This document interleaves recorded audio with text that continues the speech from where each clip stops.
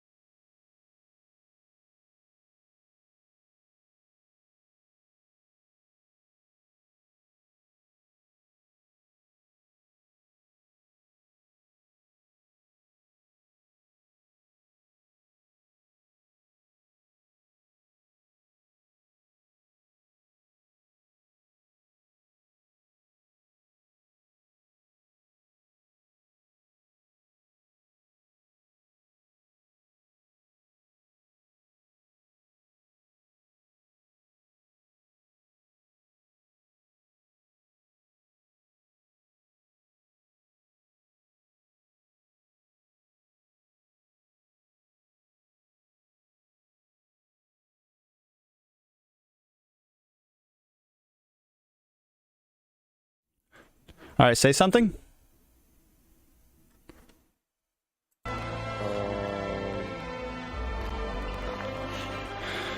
right. Hello, hello. I got you. You're just super quiet. I need to try to find a way to make you louder. Anyway, we are live now, and this is the only way I can test things out. We're having a couple sound difficulties. Everyone, welcome to the show. This is the finals. We are ready to go. Just give me 1 second, guys. Discord's being very weird right now.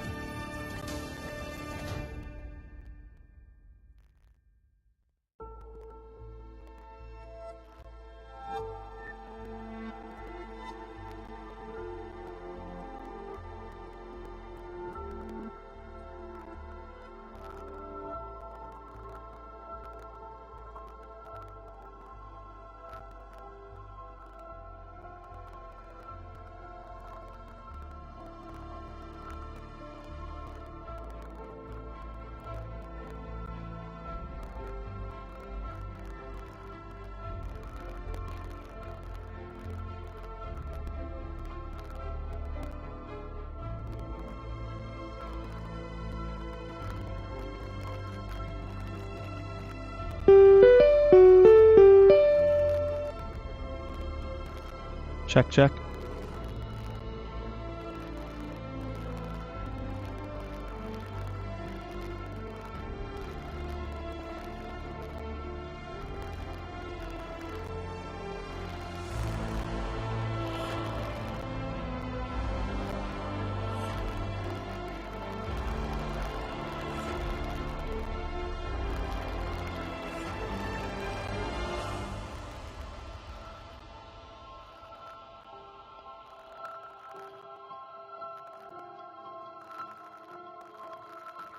Yeah, I can hear you.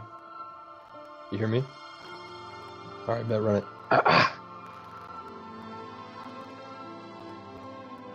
little bit louder, a little bit louder, a little bit louder. All right, how about stream in Discord? No, or I'm just running it again?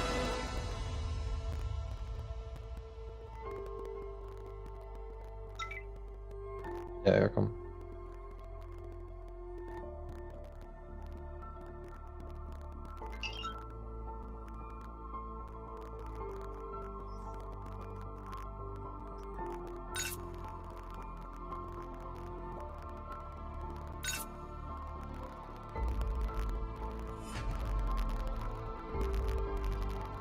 Loading now. I wasn't able to see it earlier though, so if we need to just run in the game, that's what we'll have to do. Yeah, let's go, baby. All right, we are live. Welcome to the finals of the North American Squad League. This is a very big day. We've had a lot of technical difficulties to start this, but we are going to move forward. These teams are ready to go. I'm honestly not going to waste too much time here. Ben, are you ready for the draft? Yes, absolutely. After watching that BTK game, I want to see what else NA has to offer. In the top level of competition, we have the top 4 other teams in North America facing off tonight. Who will take the dub? I'm looking for Selena Bands immediately. Selena Bands immediately. I know a lot of people are expecting that most likely. We know that the Valley, Gosu Yujin has a monster Selena landing those arrows, and there it is. It's literally the first thing taken out, Ben. Excellent way to start off, man. You can tell these teams have done their homework. After seeing each other so many times and playing each other so many times, it's a well-oiled machine. These top-level teams are going to work really hard on the pick and ban phase to make sure neither team gets a huge advantage here.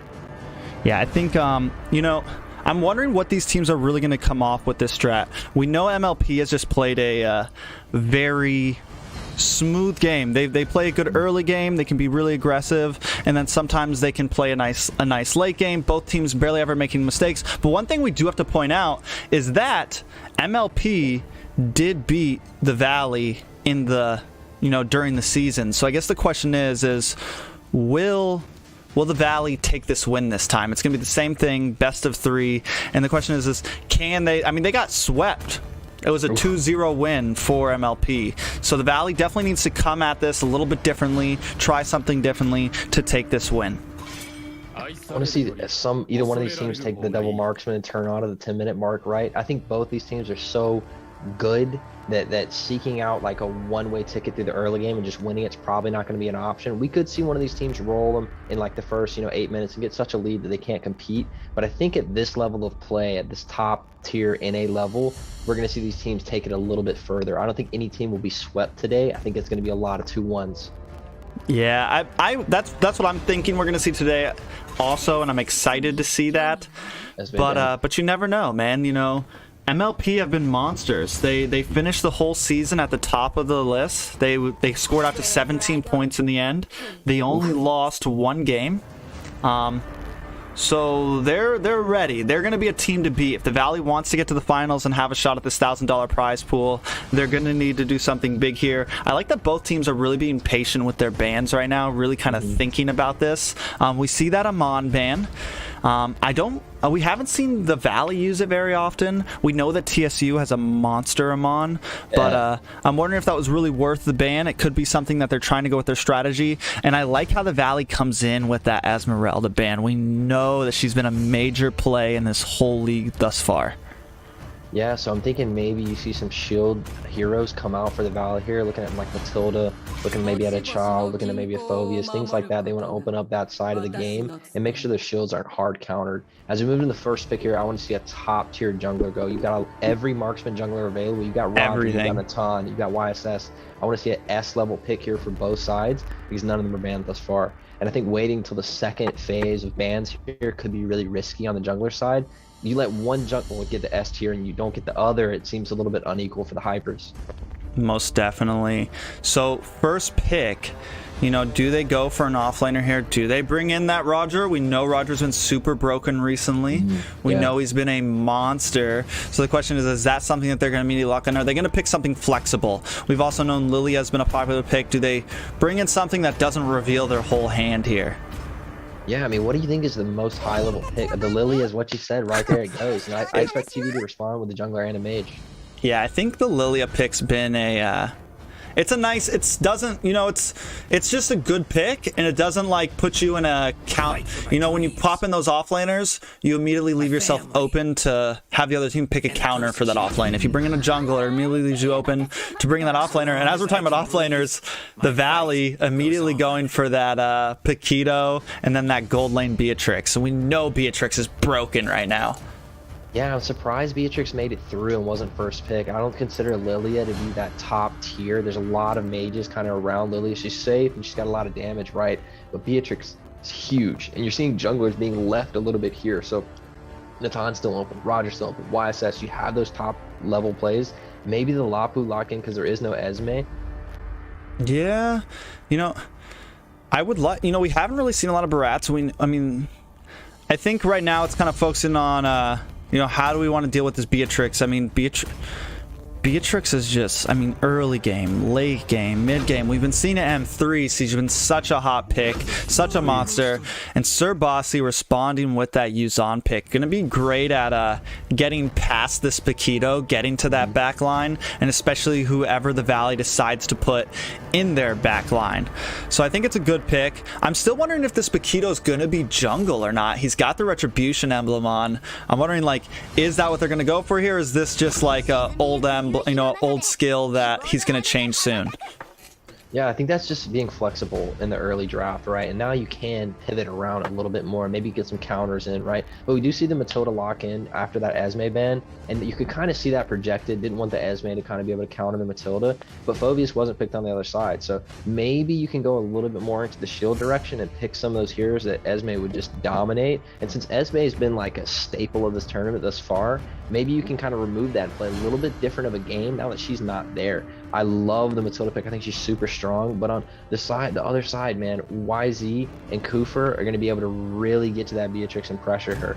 So I love that YZ is able to fight in the offlane, do well, and then roam over before Paquito can make it over, if that is their offlane choice. Yeah, I think that Matilda might be really devastating in this game, you know, especially paired up with that Paquito, being able to just come in, you know, follow her with her first skill or second skill and just come into a team fight so quickly, targeting down someone and then immediately chaining that CC by knocking them up, getting that champ stance on. You know, it's definitely going to be a nice combination, especially if they run that Paquito as a jungler. I mean, I can just see the ganks now. I can see them diving into towers and just annihilating. So right now, the Valley has a pretty, I mean, just those three heroes alone, nice lineup. And we're looking at the side of, when I'm looking at the side MLP, you know, they're still kind of, they don't have any crazy combinations going yet, nothing insane. They do have some nice early game with that Lilia, some nice, ambush ability with that Kufra, and then I mean Yuzong's going to be very helpful with these rotations. Once he hits level 4, he's going to really be able to help with that turtle pit, things like that in the early game. But I really think it's going to come down to what some of these final picks are. It's so interesting to me that they left hypers for like last pick, counter pick situations, right? We rarely see Roger or a lack of a jungler making it this far. And I mean, not even in the bans are targeted towards it, right? So this is like a little bit of a different set. And there's the Natan ban. I expect a Roger to come after this, but a little bit different of a start than a lot of our previous games where we saw that the Esme being first picked and making it past all the bans, right? And now all the junglers have made it past. And that just shows you just the difference of how the series has evolved. Rather in the regular season, now that we're in the playoffs, things are a little bit different. Yeah, what's interesting too is, you know, both teams are banning out the jungles, and neither of them have picked, like you said, neither of them have really picked one yet. I mean, of course, this Paquito may end up being the jungler, but the fact that MLP bans that YSS shows that, like, maybe they don't want a marksman jungler. Maybe they want to go something like Ling, like Lancelot, like, well, Hayabusa got banned, but still, that Ling and that Lancelot are open right now. I know there's some nice Ling players. I'm pretty sure best player can run Ling pretty well. So I think that might be something we're about to see here. And he hasn't really been a hot pick in the league thus far. So I'd be excited to see a nice assassin jungler on the hands of MLP right now. Yeah, you got a lot of dive with the Kufra, the YZ going into that backline and really wreaking havoc. I think an assassin would fit well. And if they pick Hylos here, that's so tanky. Maybe the Hylos jungle comes out. I don't know, but it's such a tanky lineup on this team that, I mean, but that Beatrix late game is going to eat through that. I think Matilda gives Beatrix so much mobility to get in and out of the fight here, and just a really mobile comp coming out from TV thus far. I want to see how the other side wraps this draft up, though. You got the final counter pick looking like possibly a jungler or the offlaner, and a little bit of flexibility for the Valley. And the Roger does get locked in. What do you think about that, too? I think that Roger's going to be monstrous. I mean, we know he's just tearing things up, you know. First Savage and M3 right now went to a Roger. We know, I mean, he's such a hot ban all over the place. I'm surprised he slipped through the cracks, and now he's in. And I mean, right now with the early game aggression, you know, in that mid game's peak on that Roger, that Lilia being able to pressure, you know, having this Kufra, having the double, and then they match it all up with they don't go for a marksman gold lane. They decide to go for a nice bulky front line, having that Lapu and that YZ. I'm guessing that YZ may go to the gold lane, or maybe they're just going to put him around wherever the turtle pit ends up being, so he might actually go to EXP lane. But still, I think the only thing right now, when I look at the side of the Valley, they have some nice late game damage with that Lunox and with that Beatrix. Yeah. Like the burst ability of those two heroes after in that late game spike, once those 3rd or 4th or 5th items come in, is going to be pretty hot. And that Lunox is just going to eat through Kufra, eat through Lapu, and eat through that YZ. What a dive comp coming out against the Valley, right? You can see that Beatrix is going to give her so much threat, and the Bane jungle to wrap it up. The flexibility. It's going to be the Bane jungle. That's huge, but huge dive comp coming out. There's going to be so much pressure on Beatrix, but they have the Matilda to get her out, and they have the Bane, the Paquito to give a little bit of peel. Interesting to see who gets the early game lead here. T, who do you think has the early game advantage starting this off? Early game, I honestly I really want to give it to MLP right now. That Lilia, you know, we know she's probably going to be harassing blue buff immediately, things like that. But I really want to give it to MLP.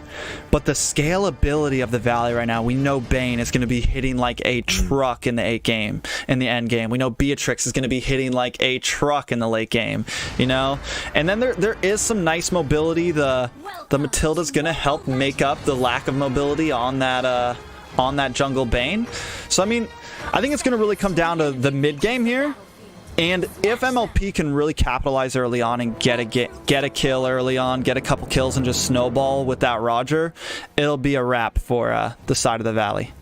And you're right, YZ does take to the turtle lane, right? That's really important. But I think letting a Roger get past 10 bans and 5 picks on each side is going to come back and cost the Valley here. They're asking for a pause here, so we're going to give it to them. Everyone knows we're going to be running on central server, so I mean, there's not a whole lot we can do about this. What could this pause be about? Maybe lag on one of the players, or what could this be? Technical difficulties? I'm guessing it has to do with lag, but at this point, everyone knows we're running on central servers. We're going to check in on it real quick, see what happens here.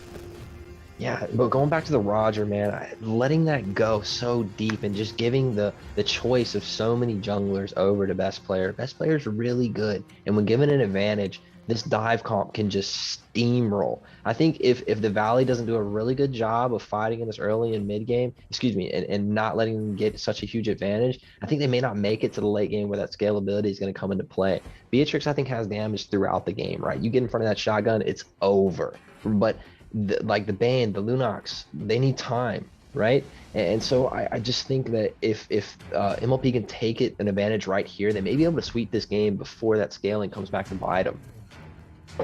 Most definitely. I think, yeah, if the Valley can hold off and not make any big mistakes in the early game, you know, and just kind of like let that Bane get some levels up, get a couple items in, let that Beatrix get to where she needs to, then they can definitely secure a win here. They just can't let that Roger snowball, and they can't let Beatrix die. You know, Beatrix needs to stay alive. She needs to get that Blade of Despair in quickly, and so they can start really doing some heavy damage in these team fights.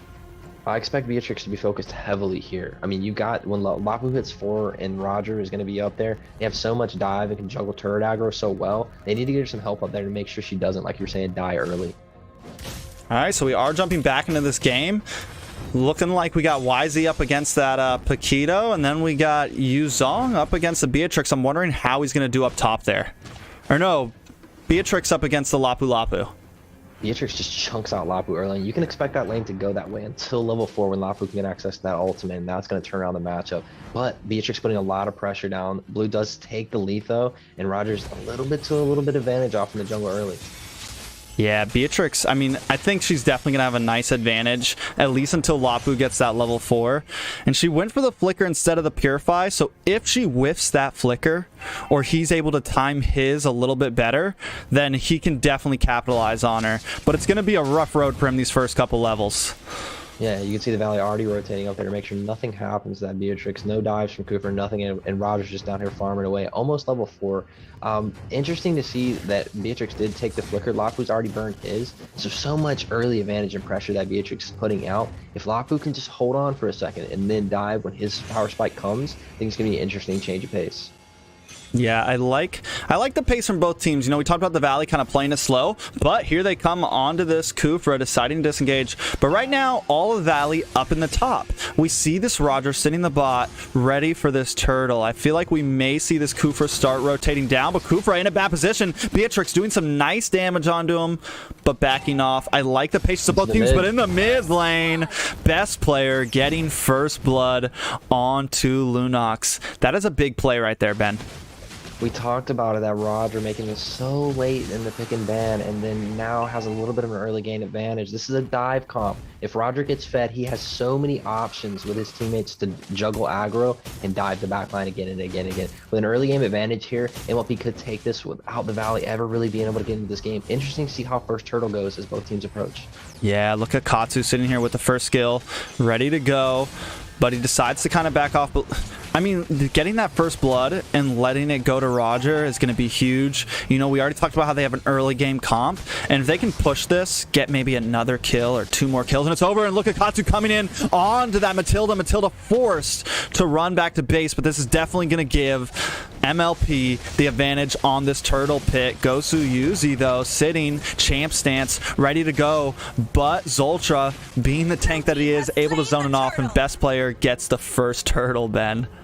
Always Zoltra taking the bushes, making sure the whole area is clear, just thinking about any way that the other team can interrupt his carries and putting himself in position to deny it. You see Cooper didn't have to cast any spells. All he had to do was walk in the bush and check the bush. Nakito's gone. But maybe if he doesn't check that bush, somebody wanders over there and a kill gets traded. So I think the offlaners are going to trade just fine, and then but YZ's going to have a roam advantage. And I think just the dive coming in from this MLP comp is going to be so huge unless Bane can burst them out. Sure, big ult from this Lapu, though, landing on to little Guapsi. Is he going to get the finish? Maybe the double kill? No, he's forced to run away, but most definitely coming back, doing some nice damage. Pops the ult, but gets picked off by Katsu. That's a double kill for BTK Zoltra.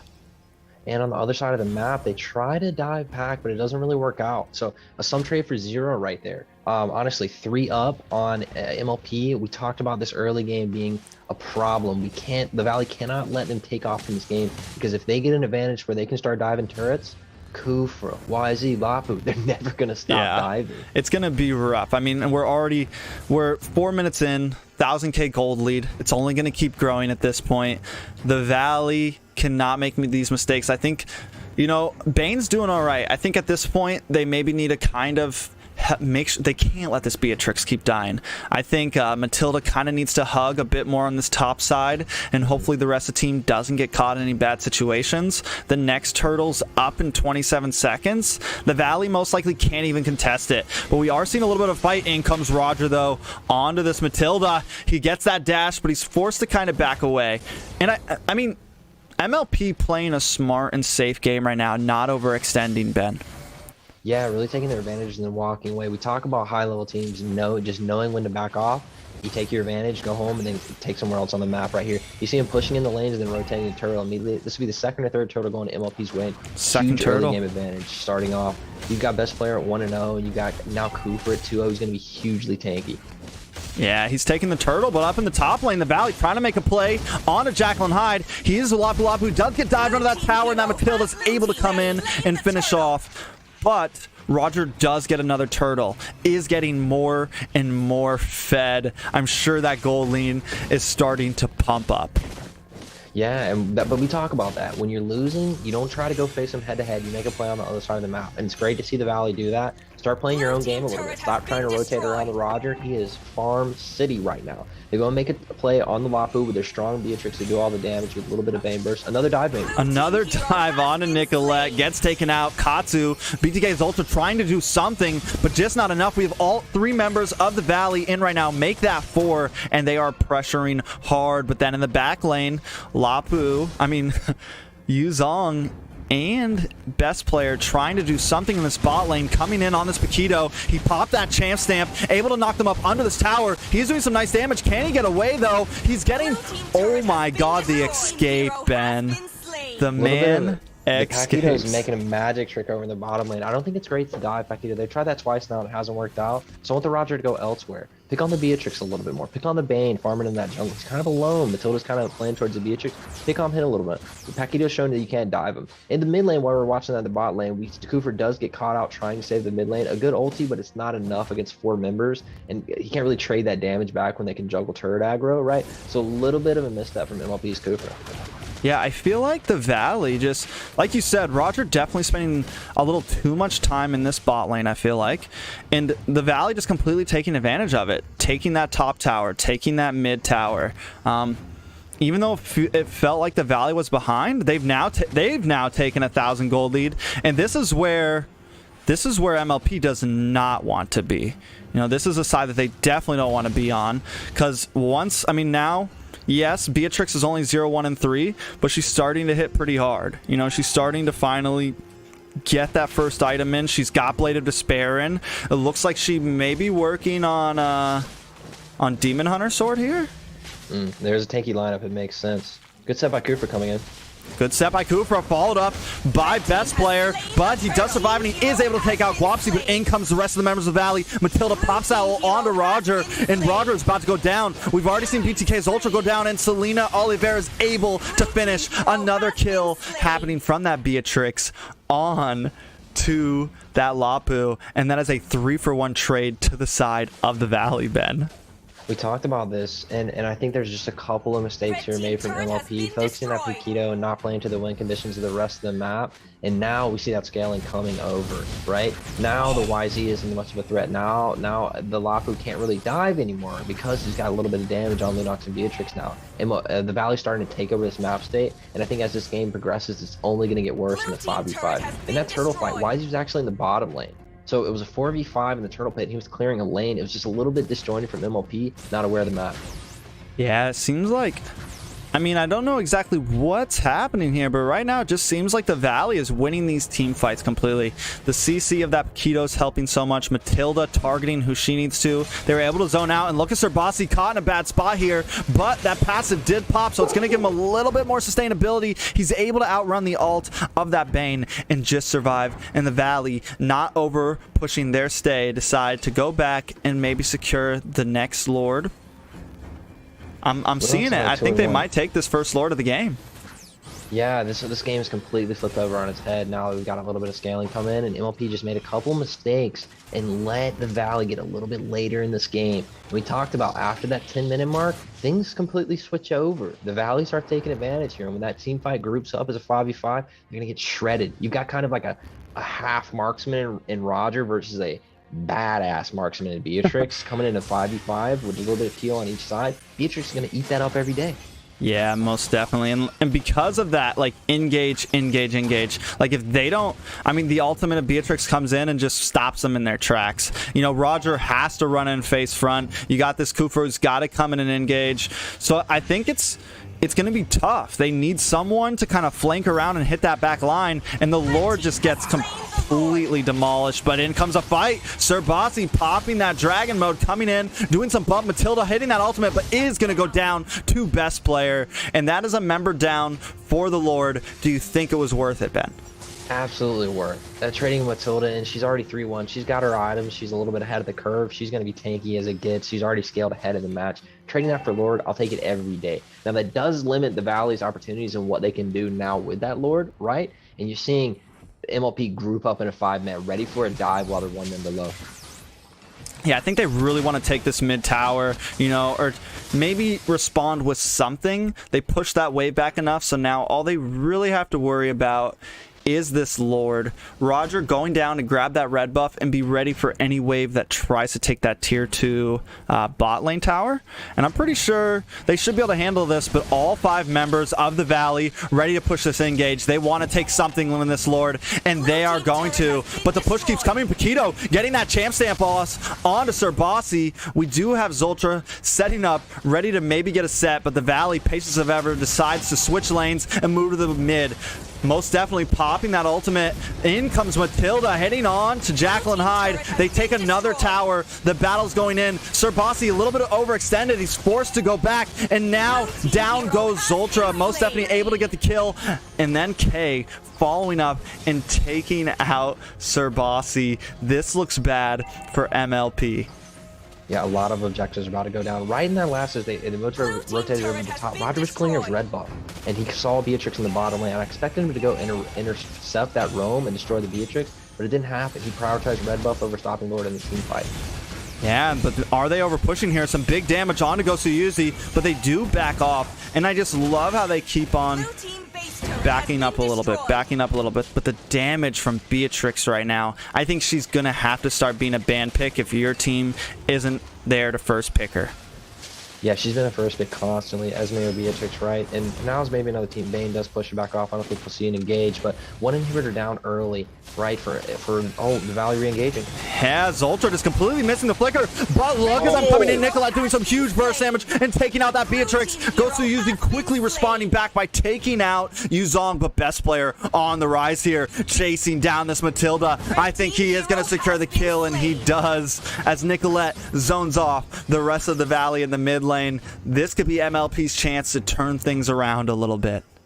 I don't think it'll cost them too much just because of the lane state of the push on the waves. You've got top wave working a little bit for MLP, but bottom wave is shoved in. The Valley gets a little bit crazy with that reinitiation. You know, it wasn't necessary, and that gives a little bit more gold over MLP, but we're to the point in the game with a 4K gold lead to the Valley side, and the Valley having the late game scaling. As long as they don't make too many more mistakes and getting a little bit greedy with that fight in the mid lane right there, we should see them take this home.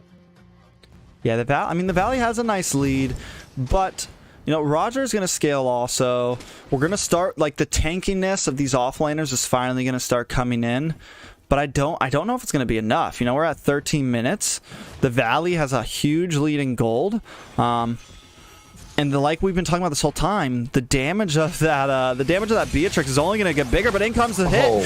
BTK Zoltra getting a nice stun. Best player able to finish off, but down goes Zoltra. Most definitely getting the kill. This could be it. Lapu does try to pop that ult and get a knockup, but he's just not able to finish off. But in comes best player dashing in, but that ultimate of that Lunox is able to save her life, but they do respond and take this mid tier 3 tower bed. Yeah, I think MLP's win condition right now is Cooper, right? Making a pick on a priority target. Right there was Matilda and start off the team fight, but you can see Beatrix, that's just giving Beatrix space. As the rest of the team dives in, Beatrix and her turret still use her flicker in that fight, so maybe a window for her to get capped on right now, but they go to Lord fight maybe. Yeah, this is the Lord fight. Matilda does, I mean, Lunox does flicker in, pops that ultimate, does a little bit of spread damage, a little bit of DPS, but it's just not enough. But in comes this Matilda. Can she make a big team fight? Best player forced to retreat. The ultimate Matilda locks him down, and Moat's definitely able to secure the kill. Beatrix getting the finish. Now, Nicolette on the run. A kill on the side. Jacqueline Hyde goes down. Nicolette all by herself against 4 members of the Valley. I don't think she's going to be able to save. She pops those black shoes and starts retreating back to the other way. Can they follow her? Can they chase her down? No, here's Lunox, and she gets the kill. A valiant effort, but just not enough. But they were able to get that Lord. I missed how they were able to finagle that. But the Valley's quickly going to melt it down. And the question is can they finish this game against BTK Zultra and Sir Bossy? Interesting that they have 3 down, but their spawns here, they make it a little greedy with the finish here. It looks like Valley's going to be able to take it. That Beatrix damage on the unpressured, being able to shoot that Nexus down, goes down so quick. And a very good decisive finish right there when MLP stepped a little bit far. That was interesting the way the mid game and the late game started to kind of, we saw some mistakes from both sides, but then you just see when the mistake was made by the other team with the scaling on that one, man, what a difference you're able to do when you have that such an advantage in that late game scaling. The other team makes a mistake, it costs them so much more. Yeah, they just did a great job at I mean, the Valley just, we talked, they played well in the beginning. Yeah, they lost a death or 2, but they were really just able to stay together.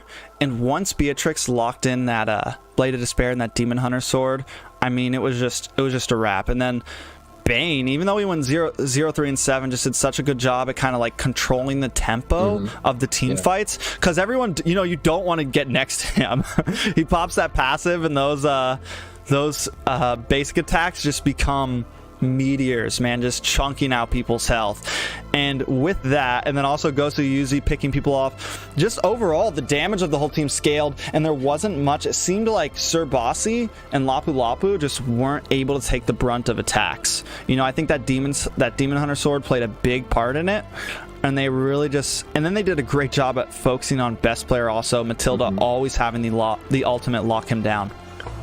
Yeah, I'm a little bit underwhelmed by the Roger play. I think there's some mistakes in the early to mid game was the transition there of the priority targets and not playing to your win condition, right? We talked about pinning the Beatrix down and picking on her, making sure she never got in the game. And we didn't really see that happen. I mean, MLP did defend her, and the Valley did defend her, and that was good, right? But we saw Roger and keep going after Paquito, right? And again, they tried that, and it was a failed dive twice in a row. And that really cost them a lot of pace and time in that window where they had such an advantage in the early game. And they just bought time, man. And the Valley was able to scale. A couple of mistakes there really cost them the game. In a 15-minute game, it turned over at the 10-minute mark. And from there on, we were just kind of seeing the decline of the MLP here. With these fighters they picked, they got to play to that win condition. And I want to see in the next game, teams identify that and play to that. Now we're seeing a little bit of a switch around.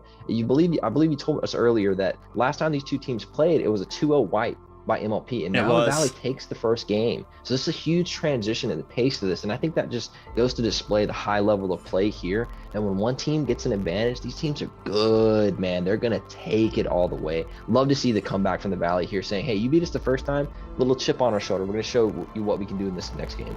Yeah, I'm excited to see how MLP responds to this. Do they go for that early game, you know, heavy hitters? Do they put a little bit more end game damage? I feel like they were, you know, by picking those double-sided off lanes, they didn't have a marksman in the gold lane. I think a Clint would have been a nice pick for that gold lane. He does good against Beatrix early on. Let's see if they can change things up. I'm sure these teams are ready. This time, the Valley on first ban, first pick. All right, let's see how this, if the junglers make it past all those first 3 bans here. It didn't seem like it was a big problem. I mean, the Roger, while he did have a little game, an early game advantage, it didn't mean much. They knew they had the scaling to beat it out, and I guess they really weren't concerned with what they could do with it. Roger does take the first ban this time, though. They're not going to make that mistake again, I guess. Yeah, they lock that in quickly. I mean, this time MLP actually banning out the Roger, knowing that the Valley has first pick, and also not wanting to give it to them. But I mean, they just got beat by a Bane jungle, you know? Like, at this point, it's like, maybe don't worry too much about junglers, because, I mean, they didn't need a jungle like Roger to beat you. You know, they where's didn't the need a Beatrix jungle ban like here? YSS. I think, yeah, take out that Beatrix, man. Take out something that's actually hurting you in these team fights. And we talk. I think Bane there it is, the Beatrix ban. I think Bane there just provided a lot of area of control for the Beatrix to really do damage and a little secondary protection beyond the Matilda, because the Matilda's going to be bush checking, right? She's going to be going and initiating fights, but you need somebody to make sure those two fighters can't really dive Beatrix and get to her. And I think they did such a good job of Bane sitting on Beatrix, casting that ultimate, and then Beatrix being able to gun people down with that space. So I'm glad they took that out here. Interested to see how this changed from the first game. I don't think we'll see that double fighter. I do think, like you're talking about, that Clint would have been a huge change instead of that Lapu. We didn't see a lot out of the Lapu, right? So I want to see a little bit more scaling come into the comp, a little bit of late game insurance come in. Yeah, but you know, I think when you ban out that Beatrix, especially being second pick, you might want to ban out the Clint too. Because, like, you're giving, like, now, I mean, no matter what, they're getting one of those two extremely powerful endgame gold lane marksmen. So, like, I'm wondering if the Valley just locks in the Clint right here as their gold lane, or if they go for something a little different. So somebody in the chat said Zulcher Grok needs to come out here. I totally agree, man. Zulcher's Grok is crazy. I want to see it. Paquito is the first take again. I believe that was the first pick for last game as well, or second at least. So Paquito being really prioritized here, and we haven't seen that so much with the other teams. Some teams have really let Paquito go down. So seeing a huge different play style and priority on heroes when it comes to these games matchups, and teams play their own win conditions. Yeah, MLP going for a slightly different strategy than last time. Instead of going for that heavy engage, looks like they want a bit more of a late game, and they decide to have Zultra go for that Raph, which normally we see him play like heavy engage tanks like Kufra, Kai, tanks that are going to get up in your face and cause disruption, you know. And it's going to be interesting to see him play a more of a passive tank here, someone that kind of more of supports the team, helps them get speed boosts, and, you know, doesn't really just like jump in the face of the enemies. But I love the response with Guapsi locking in that Ling. Going to be so good at targeting down in this Raph in the early game. Yeah, that Raph, we've talked about in previous matches, her early game weakness, and she needs time to scale, right? And now you've got a jungler who can really take advantage of that. We see Lapu being hovered again here. We didn't see much out of it out of the first game, but a little bit different of team comp, and Brody has a little bit of range here. We may see a different play style come up with that, right? Esme's been banned, so you don't have any like super hard counters for that, but I'm telling you, Pack into that Lapu is not a fun time for Lapu. Pack's just a little better at it. Yeah, I mean, the thing is that Lapu would be a really good pick against Farza, but instead they go for a tankier composition. We've seen things like this. I mean, this is, I feel like with their last setup, having those two tanky off lanes, it would have been a great spot for Rafaela. Yeah. But instead, again, they're going to run it, and I think this is what those guys really need to just make them almost indestructible. You know, having that Raph behind that Baratz, it's going to be tough to take him down. So I think this time it's kind of a flip. The Valley looking a bit more in the side of we want to end this quickly. They do have some late game options with that Farza. We know she's going to be doing huge damage in the end game. And we just know how well they run that Paquito. But still, I see some nice scalability on the side of MLP this time. Taking it into the Ling, I think he's so versatile. He has that early game skirmish potential and then that late game split push potential. He can really be played in a lot of ways, and I like that flexibility coming out from a jungler. Interested to see how the rest of these kind of supports come in on the Valley side, and looking for probably a jungler and a mid lane mage. Or a roam here for MLP, and how these round out against these bans. We do see the Clint ban come in, which was left open in our previous game. The total ban, Lance ban, I'm not sure about the Lance ban. I don't think that plays into the best player's wheelhouse, but maybe, and I just don't know about it. I think he's got a lot of jungles up his sleeve. I think it was a decent pick. Lance could have been a decent counter to Ling. Anytime that Tempest of Blades come out, you know, Lance can kind of phase out. He'll also be able to dodge some of those shots from Paquito and dodge some of those shots from Farza, or even puncture in to really take out that Farza quickly. I think right now the biggest problem that I'm seeing from the side of MLP is going to be dealing with that Farza. Like they don't really have much that can like get in on her, and they need something that's going to make it. And then when I look at the side of the Valley, what gold lanes do they have to pick? You know, Beatrix is gone, Clint's gone. At this point, it's like, are they just going to go with a fighter gold lane? Karina locked in. Interesting. So I haven't seen a lot of Karina play in this tournament. Angela is the answer. Buying some insurance for that Ling and that Farsa, man. Angela going in on Ling is going to make Ling a force to be reckoned with as he's diving that backline. Even in split push scenarios, when they send somebody over to back the Ling off, Angela can hop on him and do mad damage. Think we'll see a Poo-Poo lock in here? It's going to be, I mean, it's going to be definitely very tough to deal with that Ling and that. I think Popo's not a poo-poo. Popo's not a bad gold laner, but I would that Alice pick, yes, would be solid. You know, they're gonna have a lot of skill damage, which does well against that Karina.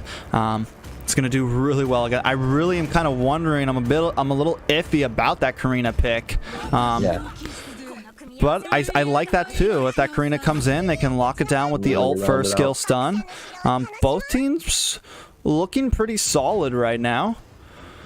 I don't know, man. The Valley just looks, with that Ling, it looks like it's going to be a tough day for the back line of MLP right now. And all they have up front for the first so many minutes until that Raph gets a bit tankier, all they have is that Barat.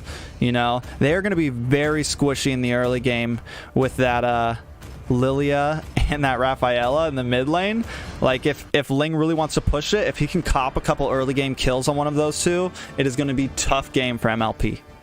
Marksman versus, you know, Popol is a marksman too, but I think Brody has the advantage there with the range, right? And be able to take turrets from such a far away, being a team fight from such a far away. So I think we'd see a total flip of what we saw last game. With the Valley going to a really early game composition, and then MLP having a little bit more scaling on their side. And I'm just not sure if that Raph is going to get time to turn on and really be able to move this team around. And what do we see out of the Karina? I think that's a big wild card in this. Karina can be a hit or a miss as she dives in, you know? Can she be clapped up and defended by the Angela and not maybe stunned by the Poople? Whatever happens here. Interesting to see how the Karina plays out. If she gets fed, I think they're going to roll this game. Yeah, I mean, so far, Karina has, I mean, the best players played him once before, and he got rolled on by Area 77. They went export jungle and just completely destroyed it. So I think early on Karina may have a nice advantage here, but I mean, when it gets to the late game, that Alice is just going to eat her up along with the Farza. And those, I mean, the skill damage of Farza also, if she can just focus on that Karina's going to have a rough time. So I don't really know about that pick. I feel like it was kind of not the greatest, but we'll see if MLP can pull something out of their hats and take this game 2 win. Yeah, I love the adaptation to bring marksmen in that gold lane. I think that's just a lot of late game insurance for both sides here. And I think that honestly, if Ling, it's really a fight of the junglers here. Whichever jungler gets going, I think the rest of the team kind of ties, right? You've got Barats and Bakito, they trade out. You've got the Poople and you've got the Brody, that ties out. But if one of these junglers get advanced, and they come though, are trying to lock down that Raph. This could be at Guapsi. Is he going to pop that Tempest of Blades? He doesn't have to. He's able to take out Zoltra. Now it is an all-out battle. K forced to go back, but look at Guapsi. He wants the double kill. Pops that Tempest of Blades under the tower and secures the kill onto Jacqueline Hyde. Well, this is happening. Yes, Farza does go down. Yes, so does that. Oh, I'm having a complete mind fart right now. Oh, that's right. Both junglers take 2 kills each. So what we're talking about, if one jungler gets the advantage, it's going to be a problem. But both junglers trade even right here. So I'm looking for a hyper-competitive match between these 2 hyper carries. Now they've got off to a little bit of lead. 2 kills on both junglers, 2 minutes in. That's a huge jump for both of these assassins that can really have some backline access. So I'm ready to see the battle of the carries right here. Best player versus Guapsi. Who can carry their team? Yeah, I mean, I love how they both just like ignore each other too and decide to go for the squishy. You know, that's what they should be doing. Aim for the squishies on the enemy team. But the thing about it is I feel like the Valley kind of got the better pick there, able to take out that Brody, take out that gold lane. So I mean, that's going to help out this Popo and Koopa a lot in the gold lane, but quickly responding, they're able to get first turtle. In the bottom lane, though, here comes that Ling, and he's able to get another kill onto Jacqueline Hyde, but this is a bad spot. He's stuck on the tower. That shield does come in, and he's just able to get away and escape the clutches of best player. Phew, another dive on that Brody. He's not being protected, but the Raph can't really do it anyway. If she was over there, it probably would have been a double kill, you know? So they trade Turtle for a kill. You got another kill on Ling, 3-0, but you did get a Turtle on the other side, right? So we'll see how that plays out now as Raph's getting a little bit of scaling going on. She needs more time, though. For some reason, for the life of me, I cannot remember the name of their tank on the Valley. The person who jumps in the puppet person. Why can I not remember the name right now? Oh, I don't know any of their names. You get me? Oh my god.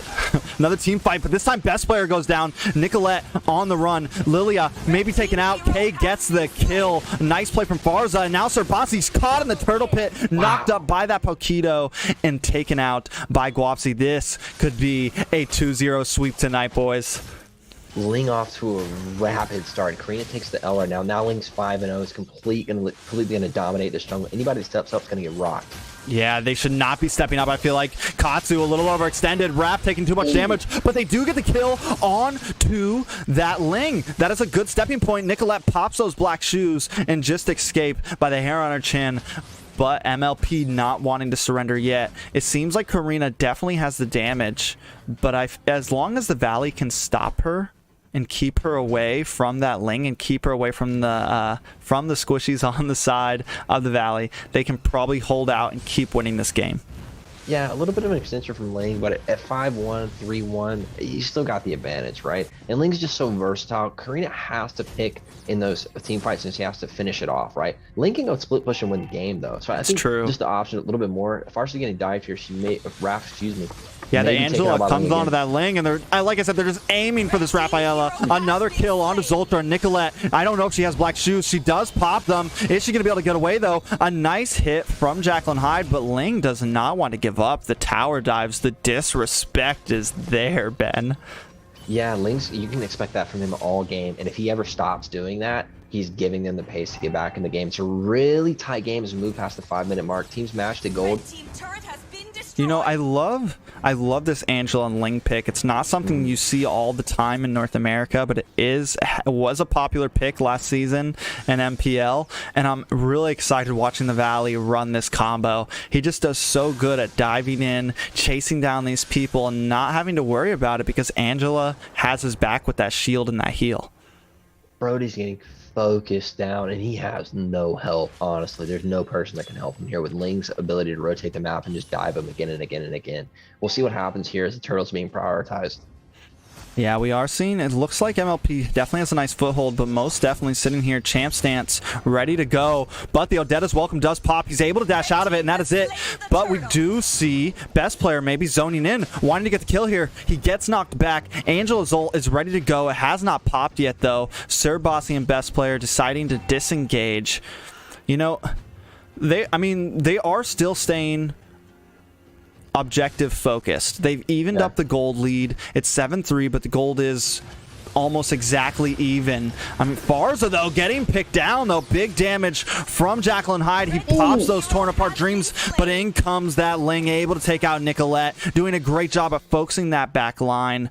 And, I mean, Farza getting so close to death. The fact that this Brody wasn't able to finish it off, though, I think just made a huge difference for that team fight, putting it in the hands of the Valley. That Ling and Angela combo, again, coming in, giving Ling, ooh, Karina stepping up, maybe Ling makes a play here. Angela's just giving him so much ability to dive and just giving him even more access to the back line. Now he's a little bit tanky. He doesn't mind diving a turret, take a couple turret shots. It's all right with him. That's Angela's purpose in this entire game. Baratz and Paquito have split the lane even, but we see a little bit of gank on Baratz now. I don't think they're really going to be able to do much to him. I mean, I think the Valley... I mean, yeah, the Valley's just doing a good job at focusing on the people that they know they're going to be worried about in the end game. Like, they keep on getting kills onto Zoltra, onto that Raphaela. They keep on getting kills onto that Brody. They focused on that early game. They got 2 kills on both of them within, like, the first 5 minutes. And that is going to put MLP farly behind. It's not going to let them scale the way they want to. And while this is happening, speak of the word, down goes that Barats, but they are quickly closing in. Look at the burst damage from that Karina. She is there. She is taking off. Torn apart memories going off from that Brody, doing just enough damage to help best player finish off 2 members of the Valley. Do they keep the chase off? Katsu going back to base, but look at Farza getting taken out by Nicolette, forced to come back to map after Wings by Wings. And MLP turning this game around at the 8-minute mark, Ben.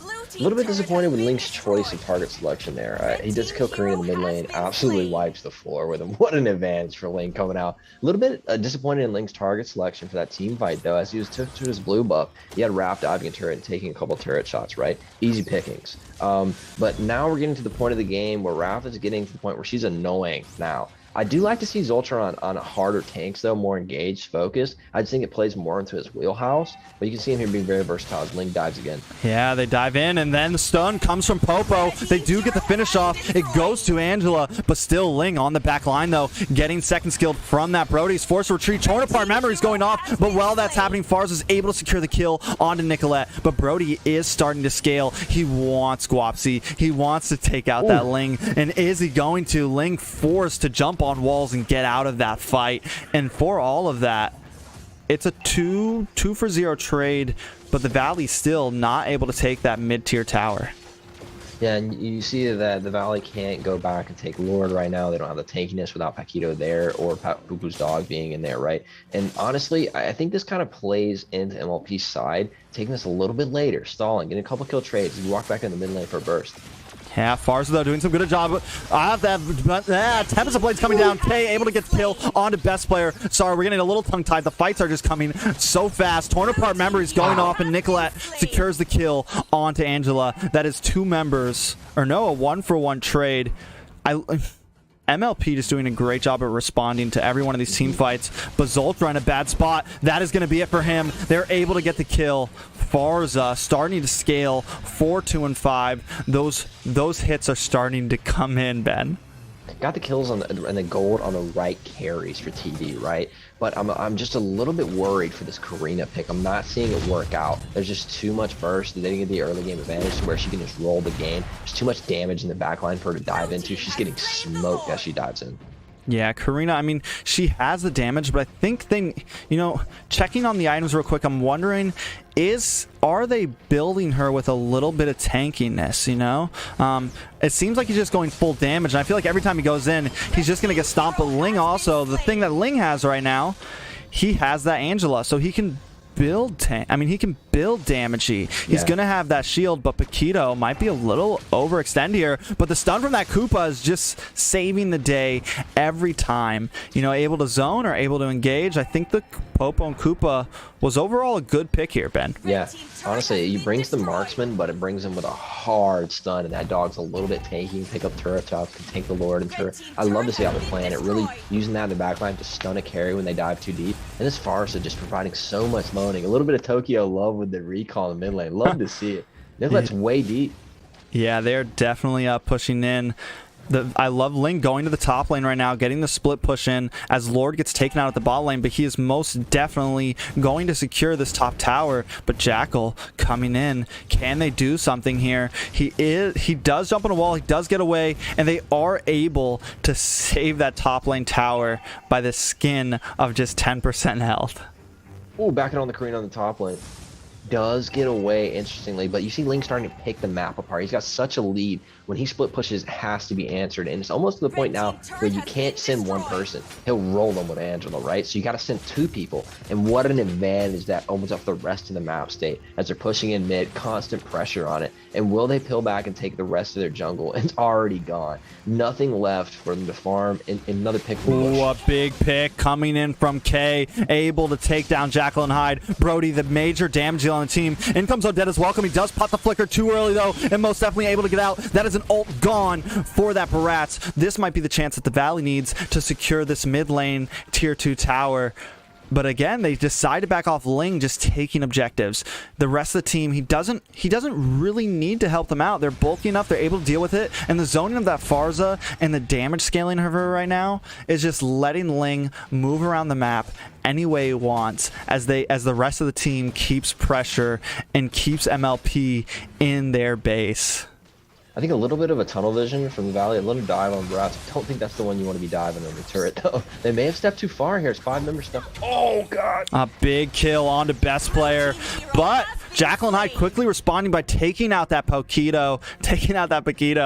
You know, I mean, MLP doing a great job at not overextending, not doing anything too big right now. Just staying in their base, staying in their towers, not trying to slip up too much, and anytime they do lose someone, they take something back. But look at the damage from that Farza. Ling popping those types of blades, going under the tower, but just not able to catch that Lilia.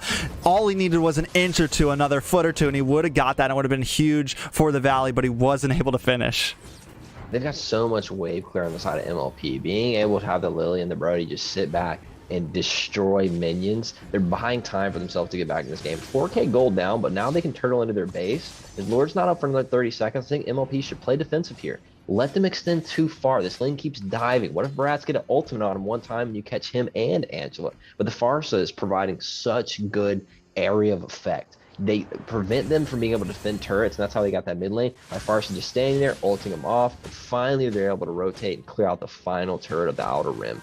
But now, can MLP turtle up and make this game a little bit longer to where the Raft just becomes so annoying? I think the problem for that is Karina has started to fall off. There's not a lot of damage. She's being picked, and that's a lot of the damage coming in. Can Brody at 1 and 3, who was picked on in the early game, provide the damage they need to punish the Valley when they go a little bit too deep? Yeah, I mean, that's honestly like their only big win condition here. But in comes this Ling trying to zone down on this Brody. He knows that that's one of the people he needs to pick off. A big ult with that feathered airstrike coming in. They're just able to escape Sir Bossy's. Odetta's welcome all of the members of MLP in and out. And that is, I mean, it's big. It's a big deal. I think the major problem I'm seeing from MLP right now, hold on 1 second, because this could be it. The tankiness of that Barats, but Barats hasn't been able to land one ultimate yet. I've not seen that Odetta's welcome actually swallow somebody up at all yet. You know, every time he pops it, someone gets out, and look at the burst damage on Katsu. Now it is 5v4 and the Lord is up. This could be an easy Lord for the Valley. Will MLP contest it? And now, most definitely going back, taking out Nicolette. And look at the huge burst damage. Down goes Barat's, another member of MLP. The Valley has a huge lead, 5-2-3. That was a little bit overextension from Angela. She gets taken out. This could help even the playing field, but the Valley gets the second Lord of the game.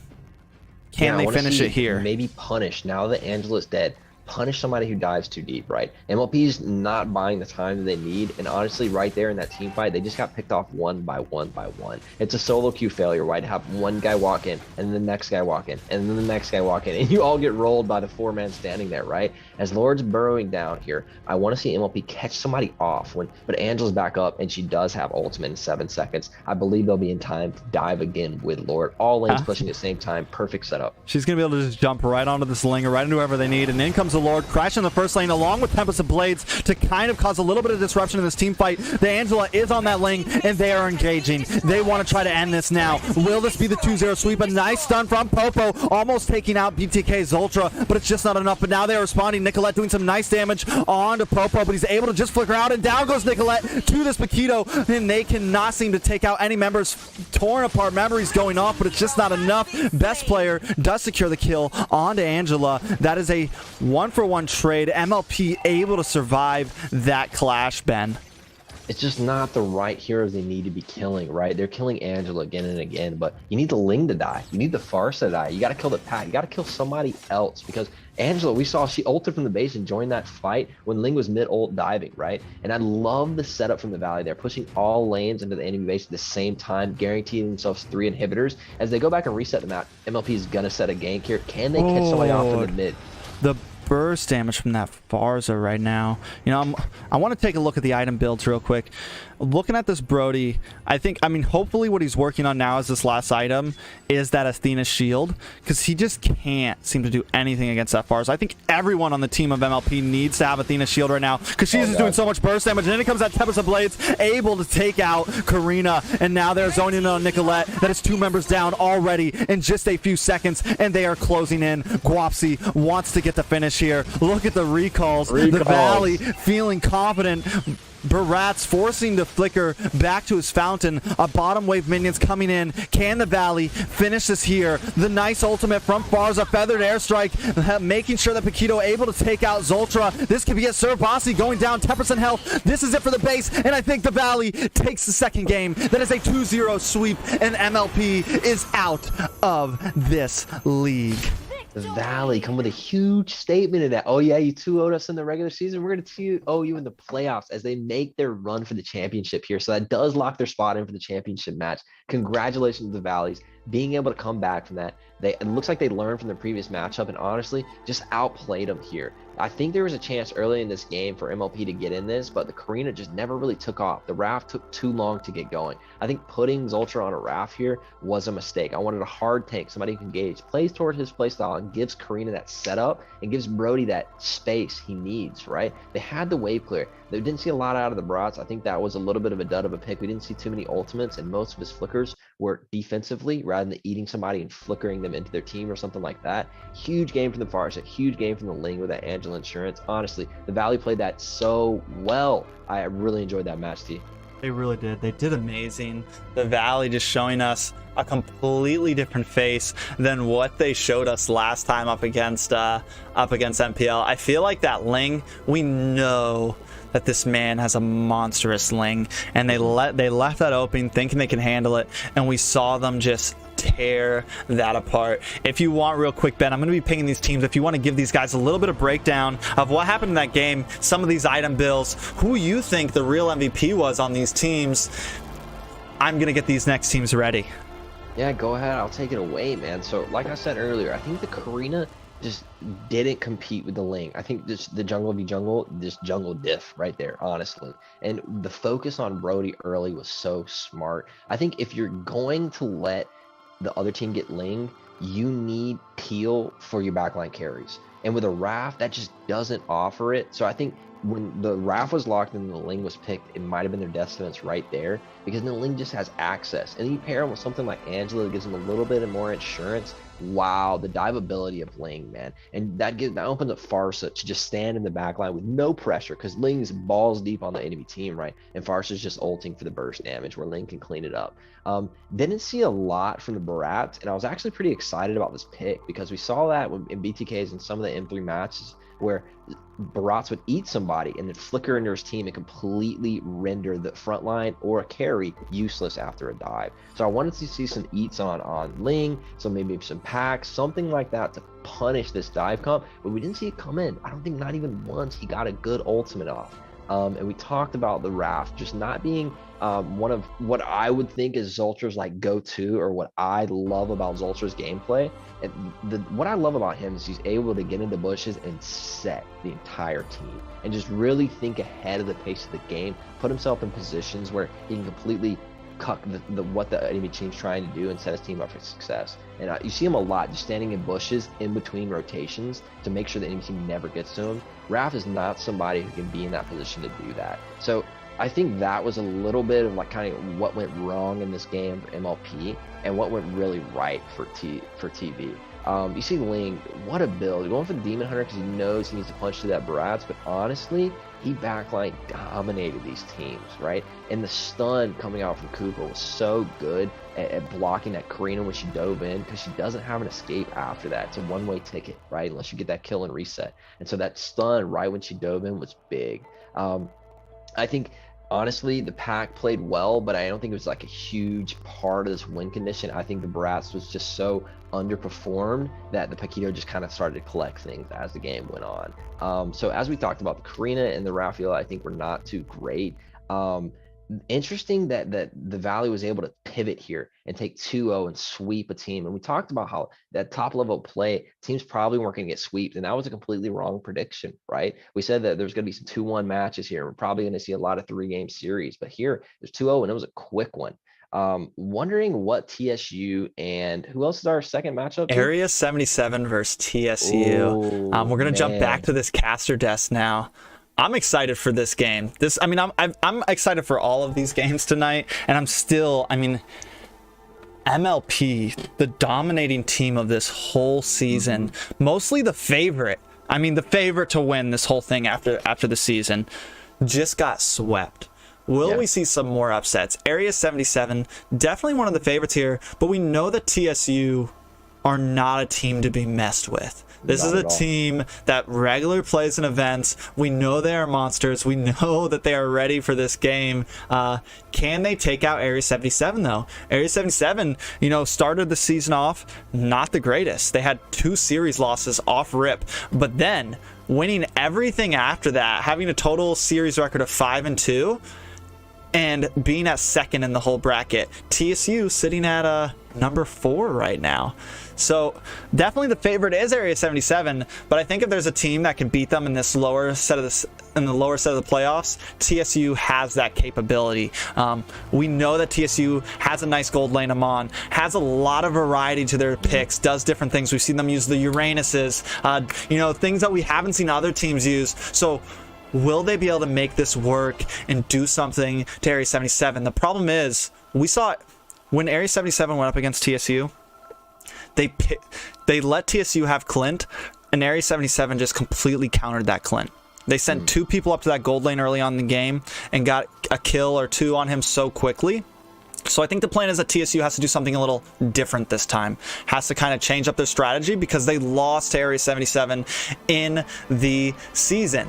But we just saw the Valley completely turn things around and they lost in the season. So anything could happen here, Ben. Yeah, I want to see TSU get some of the main picks. I want to see that Amon come out, that pocket pick Amon that nobody else is really playing with, that TSU just has mastered, and they play around it so well. I expect it to be banned out, absolutely. But kind of looking back in that game, as you have the damage stats up, it's interesting to see what Ling was able to do. Look at those bars on Ling, man. What a carry performance coming out from Guapsi as we look back, man. What an interesting game. And see, how long do you think it'll take us to get this next game ready to go? We're inviting them right now to the server. Just to let you know, we are on caster desk. Oh, okay. Well, hello, guys. Ben's staring at his computer right now. I'm looking at the damage stats. Hey, he's full analyst mode right now. I see a lot of Espanol in the chat, man. Bienvenidos, equipo de TSU, man. All you boys supporting it. It's so crazy to see how much support TSU has.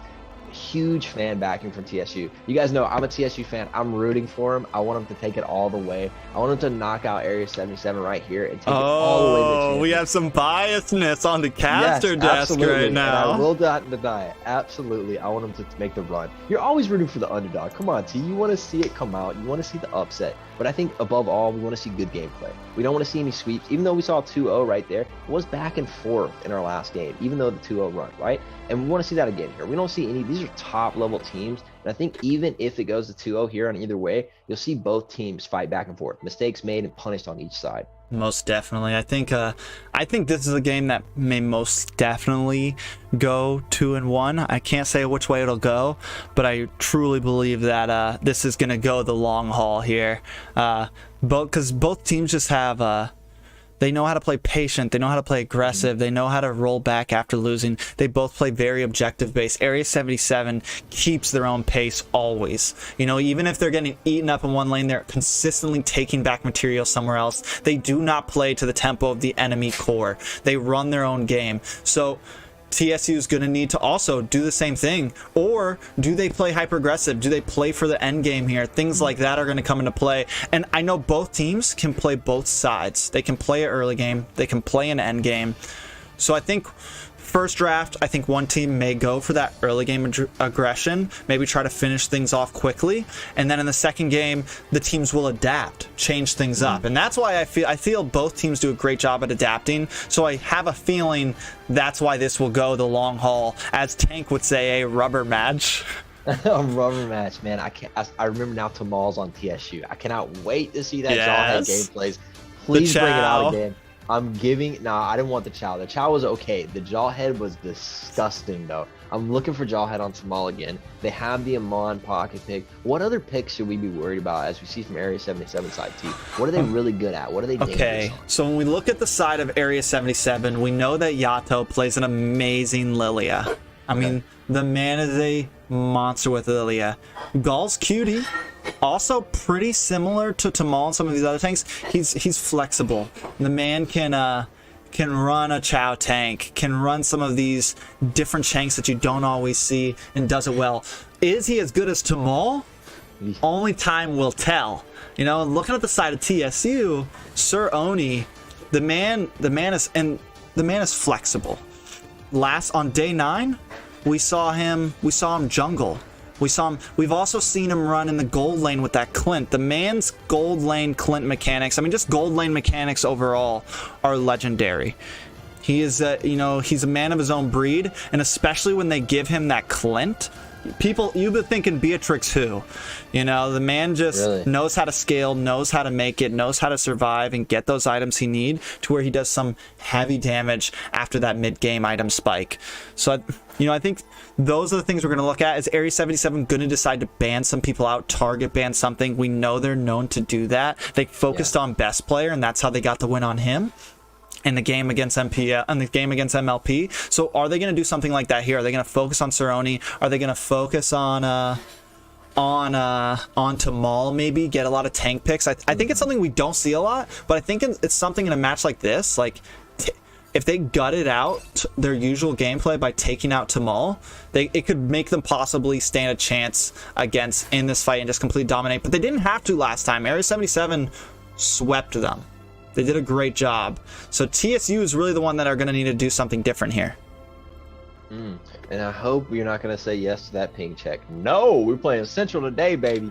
Honestly, we know the Area 77 has been really strong, but like last game, man, MLP 2-0'd the Valley in the regular season, and they came back on them, right? So I'm looking for TSU to maybe repeat that a little bit. I want to see these guys come in and be absolutely deadly serious. No mistakes, clean rotations, absolutely playing to the win conditions. And I think that's super important. We do see teams at this level of play sometimes kind of lose sight of their win conditions and play to what's like available or easy rather than playing to what will make them win the game. So we're looking at, I hope these teams have done their homework on the other side so we can see a really 5-head pick and ban draft phase here and see these teams really push each other. And like you're saying, maybe we target ban out somebody and we go pick on that guy. And that's something that I think honestly should be adapted in the M3 and is to stop trying to ban out Mobile Zane and ban one of the other guys out and focus him. We'll see if Area 77 can apply that here and then pick on the guy, right? Make it to where that guy's just feeding, honestly. He's on something he's really uncomfortable on, being dominated,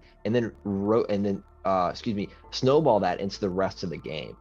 So as we come into this, I think if I had to predict this, I think Area 77 is the favorite, right? I think Area 77 will go for a more early game dominating strat with maybe like one marksman late game insurance or something like that. But I do think we'll see some Beatrix in this matchup. I do think maybe, just maybe, we'll see some Jawhead on the Tamal. I'm really excited about it. I'm sorry. Yeah, I'm excited to see what he picks too. I'm wondering, speaking of like offlaners and stuff, Merciless too, man, plays an amazing Lapu Lapu. So sexy. The dude is I mean, we've seen some mechanics of him like flickering over walls mid ult and stuff like Nice. I mean, the guy does some nasty plays, so that's another thing I'm excited for. I'm excited to just see what gameplay comes here. We know both teams just have nice mechanics. They do some real flashy stuff and they make it look easy. So that's what I think we're going to see here. We're going to see last game, it was really just, MLP versus Valley. I mean, it was brawly. Those guys were killing each other left and right, back and forth. I think from this, we might see a bit more mechanical. We might see a bit more of picking and choosing the fights, trying to pick players off, and really using the tanks as their center core to get these plays to happen.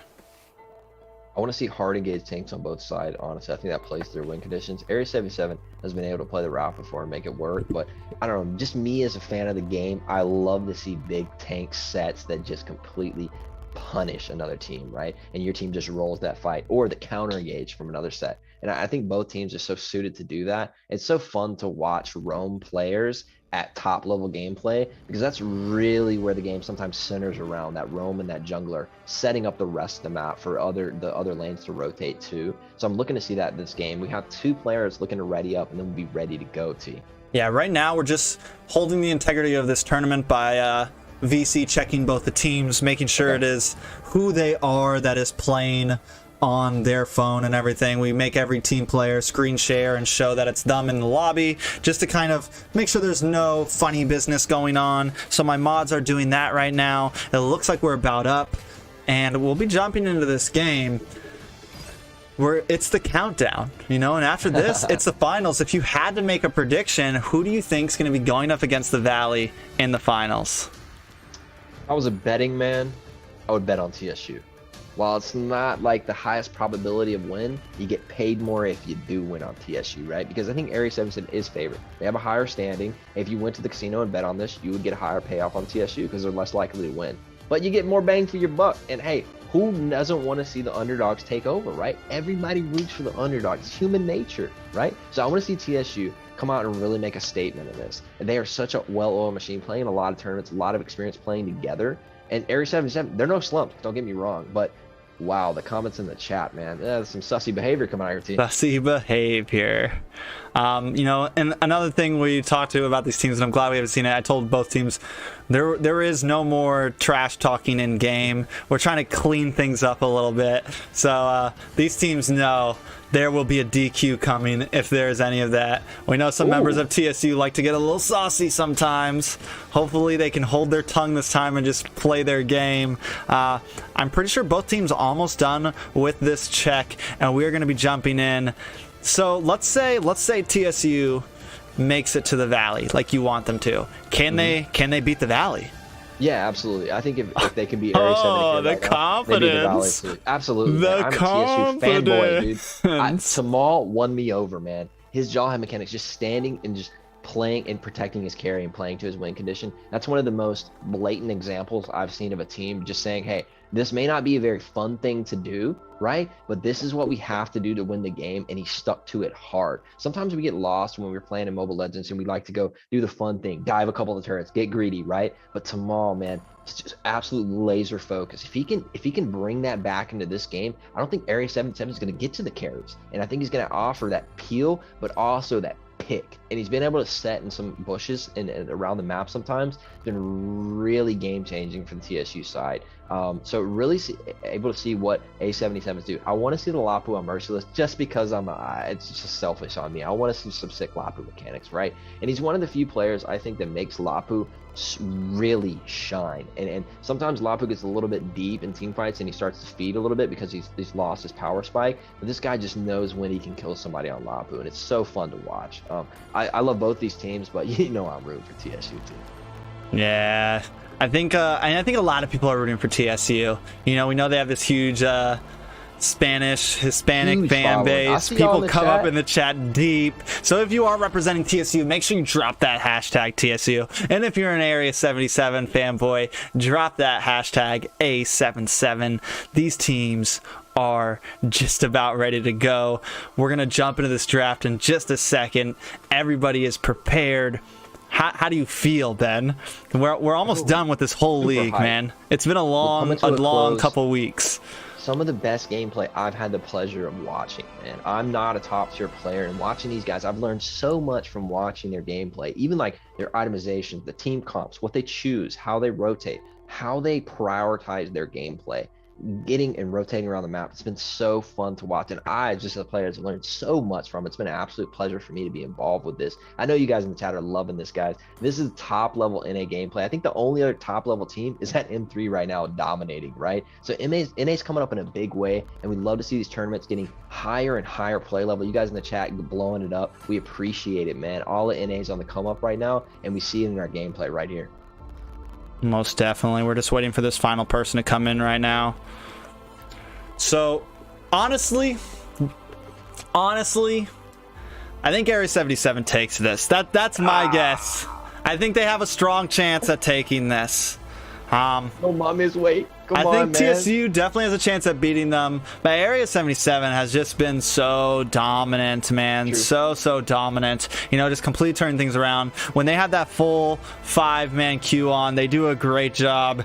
And I don't think they're going to decimate them. I don't think it's going to be a 2-0 sweep, but I got a feeling TSU might be going down here. But TSU could prove me wrong. They are a strong team, and I know they are ready for this. So I'm excited to see how this goes. Waiting for this last player to get in.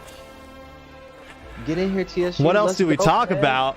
I know, right? I'm running out of If things you to guys have say, any man. questions in the chat, these are great times to ask us. This isn't your average tournament where we never talk to anybody. If you got a question to throw us, make sure you send it. I'm going to turn on my AC real fast because I'm hot. Oh, you're hot, dude. I'm sweating a little bit. It's okay, though, man. This is a sweaty game. We're supposed to be sweating, T. We ain't doing our job if we ain't sweating. If you guys want to ask questions in English or Spanish, I'll do my best to translate. 75 degrees in this room. They know it's hot and crazy in here. I think the Spanish word for sweat is sudar, right? So my man is sudas. I think that's right. You guys can correct me in the chat, man. Thank you guys for being here with us, man, and sticking with us as we get all these ping checks. It's really important for the integrity of the game that we make sure every player is who they say they are.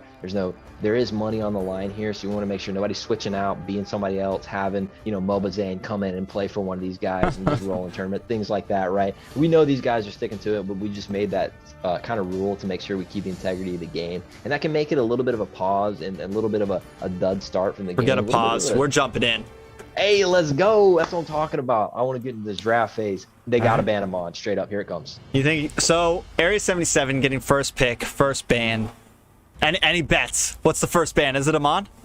I'm going to say Amon, and they don't ban Beatrix and hope they first pick it. D, what you think?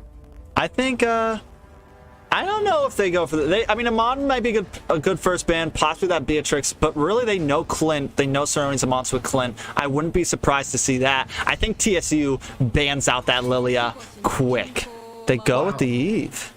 Man, and we've seen this being used in great effect in the N3, that you've been providing such an area of control and then just really dominate the team. There is no escape. There is no initiation. You just kind of cucks the enemy, right? And I love to see her ultimate used, right? I think it's just taking it out to make sure, hey, we can move around this team fight, move in and out. I think it's a smart pick for Area 77, just being able to control things. Most definitely. And in comes that Roger ban. Mark Cutie, definitely a monster with the Roger. Another Ton ban quickly. This ban's going really faster than the last team. You see Area 77 come in and they had a clear plan and objective. They knew what they wanted to do here. Yeah, I think the first game bans, those first three, like they've already got these first three bans prepped. And there's of course, I think it's going to be a bit of a slower choice in the second match, because they're refilling each other out. Yes, they've played against each other before, but they don't know what new strategy are going to come. They have a plan. It's like, okay, we don't want to let them have this, or that. So the first bans are always going to come fast. It's going to be those last four that are going to probably take some time, take some patience after we see these first three picks from each team. And I'm surprised we haven't seen that Lilia ban yet to target out Yato, but maybe TSU just isn't worried about it. Yeah, so I talk about it a lot in draft phase. If you leave, if you don't have first pick, you sometimes want to leave 3 S tiers open so that they get 1 and you get 2, right? And the Mon ban does come in. Interesting that Area 77 has done their homework. No, TSU is really good at it. Yeah. So what does TSU respond with, though? And yes, the Amon is legendary, and I think every team's been respecting it. Like every team that's after seeing in that first couple games with it, I don't think any team has let TSU play it yet. At least not like the higher level teams like Area 77, the Valley MLP. After seeing TSU just run it with him, they don't want to deal with it. They know they have the skill level on it. So Area 77 just getting rid of that. But TSU really taking their time here. I'm wondering if I wonder if they weren't as prepped as maybe we thought they were, and they go for that Farza ban. I think we don't see a Farza bans very often. Yeah, I think just a little bit of like scarcity, like the Eve is a lot of area of control, so is the Farsa, right? So a little bit of a trade on that. They need to make sure these teams can move in and out and not be pressured off an objective, but there's a lot of other heroes that can do that, right? So I think Farsa maybe is a little bit of a dud for a ban here. Not really sure where that came in. The mage pool is just so left open anyway. Kagura, Lilia, right? You have those other top players here. So I'm not really sure about where that came in for the Farsa. Interesting to see if the Beatrix is first picked here. Could have a jungler here like the YSS or Hayabusa made it through. Hayabusa's off the ban. The Lilia is... Oh, the Bia! Come on, don't play with me. They lock in that Beatrix. I think people, after really watching M3 now, everyone's really understanding how broken she is. Like, yeah. I've been saying she was broken forever, and I think a lot of people just have been thinking she's good. But no, she is just complete. She can be a game changer. I mean, a complete game changer.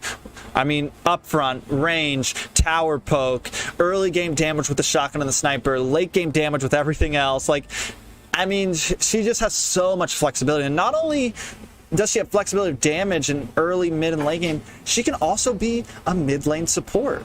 You know, you can pair up with a tank in the mid lane and just bushwhack people. Or she can be gold lane. So it leaves so much availability to the side of Area 77 right now. They can still pick a gold lane or they can pick a mage. Like, they can do so many different things. TSU responding with some bulkiness, bringing in that Esmeralda, and then picking that Lilia. So why is this being hovered here? Interesting to go back to T's point here. Beatrix seems to be one of the most OP heroes in the game, but again and again throughout M3 and our tournament here, we see her being prioritized for both teams and not being banned very much, right? And so that tells me that she's so good, both teams want her. But I think if you're not first pick, you got to ban her out or have two S tiers waiting, because if you give over Beatrix, man, you got to have a trade back for that. Clint is still open, Brody's still open, so we do have some trades in the gold lane going down, but we do see the YSS lock in and another Raph pick. So that automatically gives up early game if TSU goes for a hard engage like a Jawhead or the Cho tank for a TSU Tamal. I think they need to lock in that Clint right here. We know TSU plays it well. We know they do well with it. They don't have unless he changes his name, they don't have Sir Oni on right now, so maybe they don't feel as comfortable with it. But still, I feel like that's the answer right now up against this Beatrix. He does well against her in the late game, and there it is, the Clint. I mean, that has to be the pick. Yeah, you can't let him get banned out. These next exactly. It would be silly to let that marksman go. You already know the matchup here with counter it. Interesting to see jungle has passed through here. We have the Esme locked in, so we have a counter pick available for both sides. You know what I'm saying? And I just think the Esme is just so strong of a hero. It may be an even trade to like overall teams to let one side get Beatrix and the other side to get Esme. That may be a fair trade, right? Because they're both just so strong. I think if we had to give it one or the other, I'd rather have Beatrix on my team though. Yeah, most definitely. I think the Beatrix. I mean, the Beatrix is gonna be monstrous. One thing different. Yeah, they're banning out Tamal now. Let's get rid of these tanks. Next, do we see a Chow? Do you think that? No, I think Tamal's just so wide. And the Chow was good, but it wasn't like crazy. And it's just so many other tanks you could play. I think the Jawhead was picked here because he did such an amazing job of both peeling and engaging. He has a mastery of the Jawhead.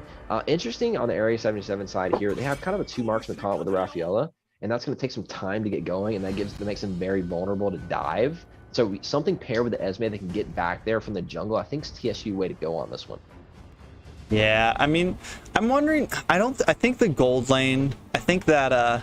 I mean, yeah, Yato did lock in the Beatrix, so it might be a mid lane Beatrix, but that could always be swapped. We talk about flexibility. So I'm wondering if that Alice ban was really worth it. I think maybe they should have gone for just gone straight EXP laners. You know, because you're not really going to put an Alice up in the EXP lane. You can, but you don't see it very often. You want her, she's going to scale with items. So you want to put her in that gold lane. So I just don't know if that was really worth it. And there's, I'm hot tonight. Oh, Chow, man. You're doing really good, man. Focusing on that Tamal, man. Yeah, that makes Tamal's picks like, but Tamal's a guy that you can see from his gameplay on a couple heroes, he's going to have a wide pool. The high boost does get locked in. It's not a hero we see picked very often because it's constantly banned out. I love that pair with the Esme to get back on these marksmen in this weak backline with the Raphael and not being able to provide any kind of peel for them until the late game so we can speed them up and get them out of trouble. With that high and that Esme, you're going to get on that ass. It's interesting to see the Uranus taken into the Esme. We often see that used to cut the Esme lane, as it's not like a terrible into it, just kind of makes it even in the lane. But I think that the Uranus gameplay from Area 77, if I'm not wrong, in the past has been phenomenal. Absolutely just dominating games on it. And I'm not seeing anybody here on the TSU side, unless he gets super extended, and here comes the Akai. Wow, the Tamal. I'm interested and so excited to see Tamal and Akai. I'm excited to see it too. And, you know, we barely ever get to see Hayabusa played in the league so far. And I think, like, if there's a hyper that can do well against Beatrix in this YSS, it'll definitely be that Hayabusa. We got some dogs trying to join in the stream right now. It's all right. You know, I like that Area 7 responded. You know, you mentioned that Uranus is going to have trouble against that Esmeralda and stuff. and like he normally does. But Area 77, both of these teams both have played Uranus, and they're like the only two teams that have really locked him in pretty steadily.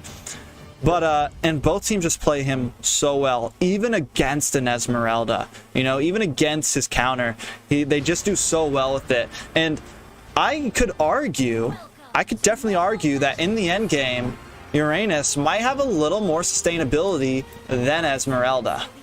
Yeah, because Esme needs to get on multiple heroes to do it, right? And once she does get in that 5-man, she gets so much off of so many heroes. But in the side lane extended or in skirmishes and 1v1s, the Uranus' sustainability takes over. Especially when these guys know every hero and their abilities and playing around them. If Uranus just stays away from the Esme, he's going to be out sustaining it for sure. Interesting to see how this rolls out. I'm really curious about how this Tamala Kai affects the map and what he's able to do on it. It's going to be able to provide a lot of appeal for Clint. Yeah, and you know, we talked about the gold lane Beatrix Yato. On this Beatrix, I've never seen him play yet. This is the first time I've seen him, at least on live, you know, at least like in a tournament setting, play this Beatrix. I think it's something they've been working on, or maybe they've known it and they've been waiting to use it in this final stage, and I'm excited to see how well he runs it. It could be game-changing in this. It's interesting to see that they avoided the Clint into the Beatrix, right? I think Clint has the range advantage there, but I'm interested to see what Clint can do onto this Kagura as this lane goes out. He's poking her down a little bit. I want to see how that lane matures and goes. We see a roam down coming from Area 77. Will they get this gank? Clint in a bad spot. They are able to get the sticker along with the flame shot to knock him back, but they aren't able to dive. Oh my god, but you have the flicker from Yato, and he goes under the tower, and he's able to get it, but in comes Tamal, getting the jump onto Yato to respond and redeem himself, but Tamal taking some damage. Can he get away from this? Gal's Cutie able to do enough poke, and Mar Cutie able to finish the kill, but now Gal's on the run from young Ramiel. The Lilia, though, is not able to get close enough, and that does end up coming for a 2-for-1 trade, but will they get the hit onto this Lolita? She gets slowed down, she gets stunned, and she gets taken out by that Rafaela. What a crazy early game, only 2 minutes in, and we see a 3-for-1 trade to the side of Area 77, Ben. Rough start for TSU. They did not need to lose any early game advantages, right? And I think the mid-game spike is going to come and be in TSU's advantage, but giving over a little bit of gold early to this Beatrix, to this Raphael is going to accelerate their paces. Clint's going to go down in the bottom lane, possibly. Oh, Clint getting taken out from that Kagura. A nice ult from Hayabusa is able to secure a kill, but no, Beatrix secures the kill onto the Maul. That is 2 deaths down in a 2-for-0 trade. Area 77 scaling well right now and forcing the pressure, trying to maybe get an early game defeat. And look at young Ramiel taking the damage from the ultimate of that, but in comes Hayabusa, ending things quickly. Double kill. That is now a 2-for-1 trade. I have to hold off on this pause. I know the team is asking for it, but we are in mid-fight. There's nothing I can do right now. And I will give the pause. Bro, I can't do a pause mid-fight. I can't. Yeah, no, I totally agree. It looks like the YSS maybe DC had a little bit of lag there. It was just kind of standing there on a turret gang. That does give TSU a little bit of life in this game, unfortunately, honestly. It's looking really bad for TSU, though. It just starts off. The scaling goes in the favor of Area 77. To lose early game, TSU's pretty much just stuck to a mid-game power spike right now where Akai can get in and roll somebody, right? As the Rafaela isn't tanky enough to take it yet. T, what's the word on the pause? Is that coming in from a lag or technical difficulty? Coming in from Area 77. I'm going to give 30 seconds to figure it out. A minute to figure it out. I haven't gotten a message yet. Okay. There's not, I mean, there's... Yeah, it looked like lag coming in from YSS side. It was just standing in the turret, and TSU took no time taking that kill. I'm the same way. If somebody lags in solo queue, that's a freebie for me, guy. So a little bit unfortunate, but I don't think it'll affect the state of the map too much. It gives TSU a little bit of gold back, but Area 77 has late game scaling, and they're off to a rapid start in this game. Already 1,000 gold ahead, 3 minutes in. You've got kills onto the Beatrix, 3 kills onto Beatrix early. She is going to be doing so much damage. I'm honestly scared for him. Kagura's off to a 2-0 start, and they've been punishing that Clint. Clint needs to get going. If he gets delayed in this game, he's not going to be able to hit that power spike and do well, as we do unpause here. We are getting the pause, and that is another kill on to Gal's Cutie. Clint starting to get some damage. I want to talk about that Kagura in the bottom lane against Clint. We talked about how Beatrix, like the one person that could really pressure her in the early game is that Clint. So instead of going for it, they decide to put Kagura, who just has amazing distance, you know, able to poke back at that Clint. But it seems like TSU maybe wanting to focus in. They are taking some tower shots. Dogport taking a lot of damage. In comes the ultimate of Yato, forced to pop those black shields, but Lilia is going to go down. Tamal trying to maybe zone off Marcutie and say, but look at the stun. Tamal taking the big damage, and Mars Cutie able to secure the kill. A 2-for-0 trade to the side of Area 77. It is a 2K gold lead, 4 minutes in, Ben. What does TSU do here? TSU's got to put the brakes on this, and honestly, it may be too late because the scaling's on the side of Area 77. They've already made the mistakes that made this a real big problem for them. Raph is off to 116. Beatrix got 4 kills, right? And the Kagura is a 3-0. She's going to be smoking. If that Clint walks anywhere close and tries to get some gold, he's going to be pushed off every single minion. And as Kagura, I would set the freeze and make sure Clint is just pushed out of this game completely. The top lane is going back like a wet noodle fight. That's not going to be anything too late. Hayabusa does make a little bit of play on the mid, backs off immediately. Honestly, TSU has made the mistakes already that may have cost them this game. Unless we see a big mistake from Area 7, getting too aggressive, diving too deep, I don't think TSU has a window to get back into this. Yeah, TSU's going to have some major trouble. You know, they do have that Clint. They do have the endgame. A nice ult coming from Hayabusa, but it's just not enough, and the damage just isn't there. Yeah, he is 2-0, so that could be the saving grace, you know, but Yato, all Yato really has to do is build a little defensively on his Beatrix instead of going crazy full burst damage, because, I mean, he is a support. He doesn't need to be all damage here. You have that Kagura, and you have that YSS as your late game also. So, I mean, it's definitely a tough spot for TSU. I feel like Tamal is a little out of his comfort zone with this Akai, and we're not seeing any great sets. But as I'm talking, Marcutie getting pinned to the wall. This is going to be it for Marcutie. Wants to get away a nice flame shot. I think she may escape. The shield pops. In comes Raphael. I mean, in comes Lilia, and they are able to get the kill, but still, it gives them enough time for Area 77 to come down and clear that bottom wave and not lose a tower, Ben. Yeah, I mean, 4 for Kagura, and she kind of danced around that a lot longer than she did. Right? And she's just so far ahead. She's got cooldown reduction. She's able to use those skills to get out of dodge. It doesn't finally make it. I do think you're seeing Tamal on a little bit out of his comfort zone. He was banned out on the Jawhead and the Child, but as late game progresses, Akai's going to be able to do so much, as we have a little top lane dive going on. Yeah, we do have a top lane dive, but can they take out the Sabarella? She's so beefy. The tower goes down, and she's taken out by Burn It All Down. A nice YSS play, a good dive, and it's going to give this Merciless a little bit more space to breathe, a little bit more gold than that Esmeralda, and allow him to just pester that top lane, and now make rotations to pester the mid too. Yeah, I think Esme's game is done. Uranus went Dom Ice first. Ooh, look at the damage, though. But Yato right there to help. You think that they have Area 77, but the ultimate from that Beatrix just clears out 2 members. Young Rabiel does secure the kill onto that Kagura, but at the cost of losing their jungle, losing that Hayabusa, Ben. TSU is not rolling over here, and I love what they've done as Esme goes in, that Uranus may be extended. He gets out no problem. I love to see Uranus getting into a team fight, annoying them, and then getting out no problem. I think the Uranus is going to roll to Esme from now on. He's already built Hill Cut, and while Esme went for a little bit of damage, she's just now building Hill Cut on the Dom Ice. I just think that while TSU is not rolling over, they've kind of they're getting into their window where they have their strength right here in the mid game, moving into the late game, and they're too far behind to punch on it. They've been given Area 77 such an advantage, and they have scaling. It's interesting to me that the Haya can't get onto the Beatrix, can't get on these carries and kill him, even though he's a 2-1. Well, I think right now, I mean, we're just seeing Yato, you know, we see this normally played by the Beatrix as a support when she's in the mid lane. She just hangs out in bushes, isn't like the first engager, waits for the enemy team to engage, and then pops that ult just like she's doing now and just clears down their health bars and gives everyone else enough space. And I think that was a bad black shoes from Lily as she goes back into the midst of Area 77 and is taken out. And it, you know, just there hasn't been an opportunity for them to pin down that Beatrix right now.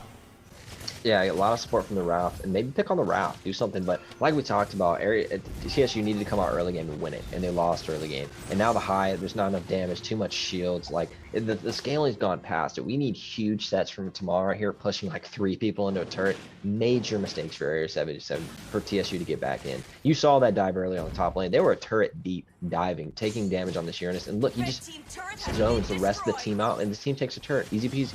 Yeah, and they're just going to keep on pushing. And it's like, how can they respond? You know, they have a lot of, I think Esmeralda, if Esmeralda can scale a bit more and be more of the engager, you know, be more of someone that can like kind of bait Area 7 into that fight, so then Tamal can come in and do something. Because right now, Tamal's trying to do it alone, but as I'm speaking, he gets a double pin, and in comes the Hayabusa ult, but it's just not enough to try to get the kill onto that. Burn it all down, secures the kill onto that Akai, and now the fight is on. The nice ult coming in from Beatrix, able to zone out Dogtor. Dogtor, low on health, forced to flicker out the flame shot, able to take out Dogtor, and now TSU is on the ropes. They're mid-tier. Inhibitor Tower 2 is going down, but in comes the ult from Young Ziggy. Mark Cutie on the run, but Yato is there to save the day and take out that Lilia. This could be the end for TSU in the first game. I mean, every time you think they're about to come back, Ben, Area 77 responds, flickers, dodges, shoots a flame shot, and is able to turn the fight into their hands again. Yeah, I think Tamal needs to punish Uranus right here, and that's their only really way of getting back in this. He's going behind turrets, right? And really forcing, peeling off it. So much zoning for his team to just take turrets for free because he's diving 3 people under the next turret, right? I think Tamal needs to punish that. It's an extension, and Uranus can be bursted with a 5-man squad, right? So I do think that instead of Akai looking to go into the back line and get to that Beatrix, punish the guy who's extended and take what you can get, right? Because if Beatrix gets close, if Kagura gets close, they're at the point in this game where they're going to nuke anybody who's not a tank, and sometimes Tamal too. Yeah, I mean, they're even taking, I mean, Tamal's sitting at 2-5 right now. His items just aren't where they need to be, you know, and with Yato's locked in, he's locked in Blade of Spare, he's locked in DHS, you know, he's even got a defensive item on now, so that Hayabusa just isn't doing the damage he needs to. We saw Hayabusa ult on 2 members of Area 77 as Akai's pinning them, and they weren't able to secure a kill, and that speaks volumes. I mean, that speaks a lot to the damage of TSU right now and just how behind they are. I mean, look at the gold on Beatrix and YSS, man. They're at 8K zone into 9K right now. They're so far ahead of this game. Yeah, Tamal isn't able to do anything, and he gets taken out by Burn It All Down. A tower shot does land on to Merciless, but it's just not enough. His health bar instantly regenerates with that ultimate and a regen. This could be Area 77 wanting to push their advantage. Merciless diving in past the tower. The ultimate of Hayabusa does go off, and he's forced to shadow out. In comes Esmeralda with the ultimate on to Burn It All Down, doing some nice poke damage, but Area 77 quickly disengages, popping those heals and being ready. Lord crashing down on the base. Area 77 deciding to go for this bottom lane inhibitor tower as, I mean, we see this YSS right now going back, taking red buff, and re-engaging on this fight. All he needs is to be able to pop this ultimate and maybe do enough damage. Merciless able to poke around the tower. The Nexus is going down. Dogtor is about to lose his life. He does get taken out by Gauss Cutie. Minions are crashing on the base. A77 not wanting to give up. A nice kill from Gauss Cutie on to Young Ramiel, and this could be it. The first game goes to A77. That was a sweep, man. That was a stomp, honestly, with the late game scaling team. They took it to him in the early game and won it. And then even with Area 77's lag and need for a pause and TSU collected a couple kills, it didn't really matter. Honestly, I want to see the second draft go a lot different for TSU. I think you need to get Tamal something he's comfortable with because he's a key point of this team. A lot of other picks were left open, and I think that, but they focused Tamal with those last 2 bans. Make sure he gets a pick a little bit earlier, something he's comfortable on. Don't let him ban on that jawhead. Get something you're comfortable on. Change the pace of this game, right? The Uranus honestly dominated that game by giving his team so much area of effect to be able to do their work. And I mean, Beatrix 7-2, Kagura 5-2, YSS 5-1. They didn't touch the carries. The game wasn't even played on the back line of Area 77 because Uranus was just in the back line of TSU, wreaking havoc and not paying the price. We saw Tamal a little bit uncomfortable there, a little bit lost, ulting things that didn't really matter, not peeling his carries like I've come to expect from Tamal. So I want to see him get a pick he's comfortable on in this next game and see if they can play around him a little bit more. Yeah, you know, I mean, I think that that Beatrix mid lane support pick from Yato really just showing his versatility in picks right now. Instead of going for his usual mage, able to bring that in. And it's like I said, it's something we haven't seen from Area 77. And I love the fact that they've been practicing new formations, practicing new comps, and they bring this out in the finals. And I think it's going to be huge. At this point, Beatrix needs to be a ban.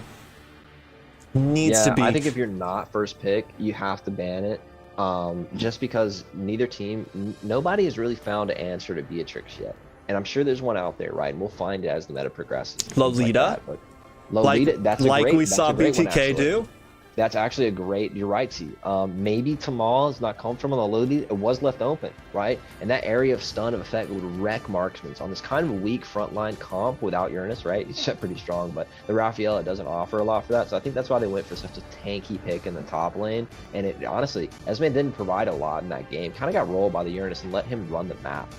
So I want to see Tamal get on a better pick here and really change the course of this game. I don't think the Hayabusa was that good, honestly. It had 2-1 advantage, but didn't really seem to be punching hard. And Lilia got dominated in that mid lane. What can they do to maybe switch out? As soon as you saw that Beatrix in the mid lane, maybe, hey, we put Clint in that mid lane. We run Beatrix down in the gold lane. We're not going to let them swap this on us, right? We need a little bit more of an adaptation to answer Area 77. Honestly, outdrafted and outplayed in the early game with a late game scaling comp, double marksman, and they still won early game.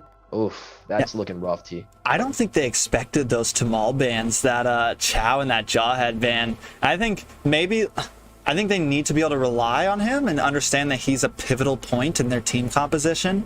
I mean, every time we watch TSU play, it's like, Tamal with the set, Tamal with this. Like, they need to understand that he might have priority pick. Like, they might need to prioritize him a little bit and make sure they lock in that. And normally, that's the tough thing, is like a tank. You might not always want to pick them first, you know, because now you're easily going to let the other team counter whatever picks you get. But maybe lock him in with something and then just counter whatever they pick to counter the tank, you know, and something like that. Because I just feel like he didn't really get that much there. And then they just started rolling over in the early game. Hayabusa wasn't able to do damage. So they definitely need to switch something up. But these teams are ready to go. So we're not going to waste any more time, Ben. Let's jump into this ban. Let's get into it. Honestly, I want to see answers here from TSU. Don't roll over. Don't let this be a 2-0 sweep. Come, fight back. Show us why you're here, TSU. Maybe they stretch out. I need to see. They have first pick. They have first ban here. I do believe Area 77 will ban out the Beatrix here and not let it go over the other side. Is TSU comfortable playing the Beatrix? I believe they are. I think TSU is, I mean, if they're not, that's something they're very slacking on, and I think both teams are. I think TSU plays enough competitive play to know that, like, if a hero comes out and it's dominating a certain lane or it's dominating a certain game, we need to learn this. Yeah, I haven't seen them play it a whole lot. Normally, Cerrone locks in that Clint. That's been their major gold lane pick. So maybe they don't have a Beatrix up their sleeve, or they're not super comfortable with it. Which, if that is the case, it could be a huge miss out in their gameplay. That's the case. It can't make it into the game. It has to be banned. It's such a high level hero. If you can't play it, the other team can't have it. Bans are coming out here pretty much the same as they did last time, if I'm not mistaken. So I'm looking for TSU to get Tamal a pick in the first 3 picks. Don't let them throw those last 2 bans at Tamal and make him ineffective in this next game. I want to see a good jungler come out, a good Tamal pick, and then maybe super comfort coming out from TSU. Maybe the Amon makes it through here. If it does, it's going to be huge for TSU. Yeah, I mean, it looks like Area 77's not changing up. They went the same exact 3 bans. They're not going to let that Amon slip through. They're definitely not going to let that Amon slip through. And overall, TSU not really changing things much either. They go for that Roger ban. Like, maybe they should have went for a YSS ban, but there's what you were asking about. And here's the thing. Look who locks it in. Young Ramiel, the support of TSU. So I'm thinking we might see another Beatrix mid lane here. I'm ready to see it run back exactly. Clint has answered. I think the difference between this is Area 77 will run the Clint into the Beatrix. They won't let him swap it out, right? I don't think. We'll see how the Lilia plays into it, because this is the exact same matchup we saw the Beatrix running into the Lilia and dominated the Lilia last game. Will that be the same way on these different heroes? I want to see Tamal get a pick here. If Tamal doesn't get a pick here and they throw 2 more bans at him, I think it's a big mistake from TSU. Yeah, I mean, I think they definitely need to do something, like, because we know what's going to happen. Area 77 is going to focus ban Tamal again. but maybe maybe he just made some mistakes there. You know, maybe like I feel like maybe even Kufra would have been a better pick in that last game. Totally Something agree. to get sets. But right now, looking at TSU looking chunky and damaged. You know, lots of late game, 3 late game heroes. Beatrix going to be able to do damage all throughout the game. But I mean, they look nice right now. I think they look nice right now. And yes, they didn't get that Tamal pick, but we can't just put everything on his shoulders. Yeah, I agree, but you're running yourself back into the Esme. They're gonna pick the Uranus again. It got dominated last game, right? And I think we're seeing a little bit of the same game come out with the difference of the Beatrix and the Clint and then the Alice coming out, right? I think Alice takes time to get going, and Area 77 has proved that they win early games, right? So I'm not sure if that really plays to the TSU win condition. See the YSS coming out for A77 again. Super comfort him with the double marksman pick again. I think this unfortunately, this draft is rolling a little bit similar to the previous game, and I don't think that favors TSU. I expect 2 Tamal bans to come out right here. Yeah, I don't think it favors TSU at all right now. They need to I don't know though. I mean, I like to say that. I mean, right now with the burst damage of that YSS and that Clint, it looks scary, even for those bulky front lines of Esmeralda and Alice. And the thing is TSU going for that late game, some of those late game picks again. If they're going to go for that, they need to not lose in the early game like they did last time. They need to be able to actually hold out. And the thing is Area 77 knows that that's what they want to do. So they're going to push those fights. I mean, first blood of the last game, what happened? We saw Yato as Beatrix literally dive under the tower just to secure the kill onto Clint, like willing to take the death, but knowing like even if it's an even trade, even if it's a 1-for-1, I feel like it's better for us because our jungle is scaling a bit more and we're going to be able to keep pushing these early game team fights. The early game and the same bands come out, so I want to see something different tomorrow. I think the Kufra may be a good one, maybe a Grok. I'm not sure about his Grok gameplay, but a little bit different tank for this. But you're right, the Beatrix here may be the game changer in this, and able to buy them time and give them a little bit of early game punch, because Alice needs time to get going. And the Uranus ban, great adaptation, honestly, from the side with the Esme, giving her a little bit of a punch. Now they're not going to be able to run that into it. I'm interested to see what Area 77 answers that Esme with now that Uranus is taken off the table. Yeah, definitely. They don't have that that side laner that they had before, and we just talked about how well Uranus did even up against Esmeralda, and they did exactly what we said would happen. He just scaled. They got that mid game pick on Esmeralda, and he was just able to really dominate that top lane. So what do they put there? Do they go for a more aggressive normally we don't see Area 77 run that like Lapu off lane, some of those more aggressive picks, hovering over this Nana right now. Yeah, I'm not sure if it's going to be a Nana pick, but the Grok taking it away from Samal, really pinching his cooldown. They want to put him on something uncomfortable. I think Merciless can run the Lapu fine into the Esme, and we've seen him dominate on it. So interesting to see what Tamal locks in here. Yeah, what does he have left, you know? How deep does this pool go? Tamal always, I mean, we've only ever really seen Tamal like really run those like Jawhead, Chow, those tanks that really just pick off people. And this is what I was saying, that might be the pick they need. Are they going to run this Lolita? Are they going to take after the BTK fam and run this Lolita tank? Yeah, into double marksman, the shield provides so much time, right? And I think it provides a lot of area of effect for both these fighters to work in. You talk about a wombo combo with that flicker from Lolita into this Esme dive with the Alice dive. They can completely wipe a team altogether, right? And so I think TSU's got a strong draft right here. I'm not sure. Oh, with the Barats, they are beefy boys headed into this game.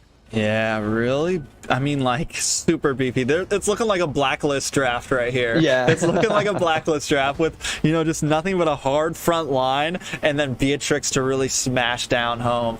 The thing is, though, so Area 77, end this game quick. End it fast. That is their goal.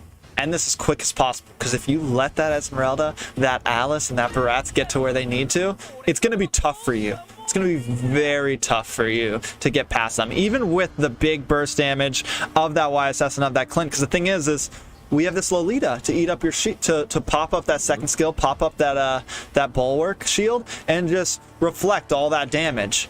So TSU, though, again, going for a bit more of a late game strat here. So, I mean, their goal is going to kind of be similar to last game. Survive in the early stages. Don't let any kills happen in the first 3 minutes or so, unless we get the kill, and really start to take off around the mid to late game.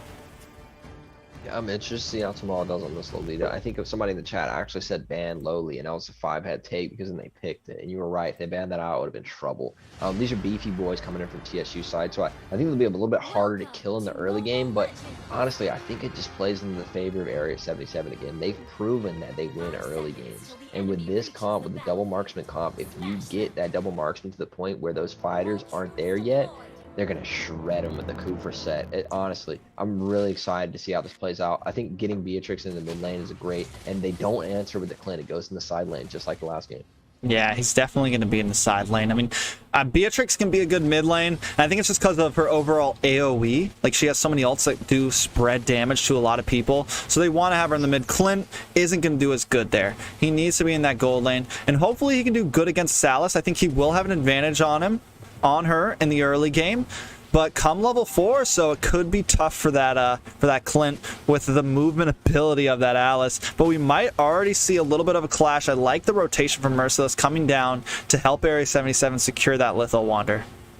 Yeah, Beatrix in mid lane, complete change of pace for this game. We got Bradson in the jungle off to a pretty good start, and this looks a lot better of a start for TSU. So I'm interested in how Area 77 gets in and stops this scaling from TSU. What are their answers, T? Who do they pick on here? They go down to the Alice. What do they do here? Do they try to get that mid lane to Beatrix? How does Area 77 win this early game and ensure this doesn't go late? I mean, it looks like they're having a little bit of trouble here. Even in the early game, Beatrix, I mean, just the prowess of Beatrix is showing, you know, against 3 members of TSU around that blue buff, she is just pushing, you know, she's like keeping pressure. I think a lot of it's going to come down to this early game, and now we may see the fight we want to see. Finally, this Barat's coming in, popping that second still, doesn't get the knock up onto Mars Cutie, and isn't able to pop that ultimate. I think the real question here is also going to be, can Barat's land that Odetta's welcome? Can that ultimate secure who he needs to get down? And it's going to be tough for this for YSS to move in and out on that Barat's, because if he moves in and doesn't have the dash to get out, it could be a GG for him, especially if he gets stunned by that Lolita. Area 77 does have the advantage in rotation. They're a little bit ahead of the pace right now, but as you can see that TSU comp group up, Area 77 just chose to back off. They don't want the fight right now. They absolutely don't want the smoke. They want a little bit more scaling, maybe going for a mid-game win here from Area 77. Not competing this early game thus far as teams clash here. Oh, here we go, though. A Nasl coming in from that Beatrix, doing huge damage on to Bernadal down. Bernadal's on the run. Tamal trying to do something, but now Bernadal down is responding. Merciless with his back, taking the front, and then zoning out TSU. No kill. The turtle does go to TSU, though. And so let's say TSU does take this game, right? And then Area 77 has first pick next game. We're not letting that Beatrix go through again, are we, T? Come on, that we've seen that cannot happen, right? So honestly, this game's looking a lot better for TSU as it starts off. I mean, at this point in the last game, they were already down 3 kills or 2 kills, right? And you could tell Area 77 was warming up an ass whooping. So as TSU honestly does a lot better in this, you haven't seen TSU take it to them yet and get kills at 0-0, but they have taken first turtle. They are moving around the map. You can see way more comfortable for Tamal and Lolita, moving in, setting, making people flicker out. I'm loving the play versus the Akai thus far. Yeah, I mean, TSU definitely playing a much better game than last time. Looking a little more comfortable, you know, actually getting some objectives here, not folding. And this isn't a place that Area 77 wants to be. Yes, they do have, like, they have a heavy late game damage, but TSU, heavy late game bulkiness, you know, and then they have that Beatrix for the bit of damage that they need. They have that Alice to get to that back line and focus down that Clint. So, I mean, it's really going to be, if it gets to the end game, it's hard to really say. Is the huge damage of these 2 marksmen going to be able to take up the giant wall that TSU has right now? Ooh, barely missed a set from Kufra coming in and trying to get into that bush. And honestly, just hasn't been much pressure exerted from either side. This is a really tight game. Yeah, 0-0. So what you're talking about, T, will the late game damage of Area 77 be able to conquer the late game beefiness of TSU walking into this game? And I think honestly, this is going to come down to one mistake and some mechanics from both sides. Who is going to get this win? Really going to see here. The draft phase kind of wound that up even this time, right? And I want to see TSU take this game and make it to a game 3, force this from Area 77. Yeah, both teams just kind of choosing a different strategy, but Turtle is up. Are they going to contest it? TSU Tamal popping that ultimate, but not able to secure anything. Beatrix trying to get the kill onto Gauss Cutie, but it's just not enough. But here goes Yato, the Lilia, trying to zone them off, trying to survive. She has popped her black shoes, so all she's got is this half bar of health. Mark Cutie has rotated from the top lane as Alice goes back to base to catch some health, but another disengage. Blue team, this Bratz gets the second turtle, but still, Area 77 doing such a great job at keeping that gold even. Yeah, staying even in the late game, and honestly, this is going to be a great match, and we get to finally see damage versus bulkiness, what happens here. Cooper hasn't been able to really set anybody of any significance. Alice has been able to play safe, get her farm up, and honestly, as she further and further, if she gets left alone in this lane with Clint, she's going to dominate it. But Rats, I think, is getting to that point where he's going to be able to get in position to make some of those ults. He has it, right? I want to see some Rats get some ults and flicker into his team and let Beatrix burn somebody, right? We have this double marksman. Some players are weak here. I want to see that punished by TSU. All it's going to take is one of those ults, one of those Odetta's welcome to get on the right person, and it's going to change a team fight. And it's going to completely change it. And the thing is Kufra can't do any crazy, he can't like ult. He doesn't really want to like focus on Bratz. The goal is to really try to get a kill onto this Beatrix and then maybe be able to withstand something. But how do you get past these heroes? How do you get past the stun? But look at this. But a nice ult, a nice knockup from that Kufa, stopping the ult of Tamal, and he's forced to pop that shield and just kind of help his team zone off. And this is the one problem I wanted to talk about earlier, but I didn't get to it. Tamal's going to have a lot of trouble getting that ultimate off with Kufra. Every time we see that ultimate of Tamal go off, Kufra's going to zone in that first skill and try to knock her up to stop it. Interesting to see a flicker outplay on that from Lolita. The flicker is so useful, being able to flicker through that jump or flicker behind it, something like that, and move around that stun and still get it off. Because Lolita lands that stun on this double marksman, they're going to get rolled by that Alice Esme dive together. Yeah. And so 5 minutes in, 6 minutes, 7 minutes in now, we see TSU looking to take the third turtle of the game. We'll see if Area 77 can come back into this and get a turtle for themselves. No turtle for Area 77. Another one goes to TSU. They have now finally turned that gold lead into one, but in comes that Kufra set, but they aren't able to finish up. The shield of Tamal is up, and in comes this Yato trying to do something. Esmeralda popping the ult on him. Black shoes are popped. The life bar is back, and now Doctor is on the run. Gauss Cutie with a nice set, and he's able to get the kill onto that Esmeralda. But while this is happening in the bottom lane, down goes Clint to that Alice, and I was talking about this. Alice is going to start having the advantage come mid-game, but she is now getting cornered by them. She does do a little bit of motion, but she's not able to get out and burn it all down. Secures the kill. A 2-for-1 overall on the map trade for Area 77, Ben. Yeah, they got turtle though for TSU, so that's 3 turtles, right? You see the goal dead even though we have a kill advantage. 8 minutes in, this is a super tight game. I think as this plays later and later, I think you're right, honestly. I think TSU is going to be able to make this work high for late game, unless you see some big mistakes. And of course, that's always a caveat. Nice set. Nice set from Gauss Cutie onto the mall. He's turned the tables. Gauss Cutie pulling some nice sets with these Kufras, landing them when he needs them. Yeah, I want to see a little bit tighter play, a little bit focusing on the marksman. Punish them. Stop letting YSS farm. The honestly, leaving the game to where the Alice can be able to play against that Clint is so good for the Alice. The Alice is just waiting for that time when he sees all 4 on the map somewhere else and he can dive Clint. But you can see the lane's been swapped now. The Clint's been moved into the Esme, and they're trying to get that Clint away from the Alice because he did take that death. It was an engaged bot lane. I'm not sure this turret dive's going to work out for him. I think Gauss Cutie is trying to kind of delay them from getting this top lane turret, but in comes TSU. The stun does go on to Gauss Cutie. Tamal, though, backing off. Do they want to push this fight here? And I think, the major issue I'm seeing with this Bratz jungle right now and with some of the rest of the team is he's just not able to really follow up. And every time we see Tamal get a stun, the rest of the team just isn't there. You know, they haven't really been able to follow up to, whereas whenever Kufra gets the summon, whenever Gauss Cutie gets the set, Area 77 is ready to take advantage. Lord is up. We're 9 minutes in. Yato taking a little bit of damage, but I don't think this is the fight that they want. But in comes Esmeralda, followed after the ult of Kufra, but down goes Barats. The burst damage of that Beatrix is there, but now Dogtor pays the price. Mars Cutie is doing some big damage. In comes a nice stun from that, followed up by the ult of this, a nice flicker, and they're able to get a kill onto that YSS, but still, it is a 3-for-1 trade to the side of Area 77. Yes, they lost YSS, but, I mean, they took a lot from TSU. They took the jungle, they took Dogtor, they took so much, but TSU wanting to do something here. Are they going to push it? Are they going to press for something? No, Area 77 is going to get away, but another nice step from Gauss Cutie. Big hit. Young Ramiel is going to get taken out by the passive of that Kufra as Mar Cutie finishes off Tamal.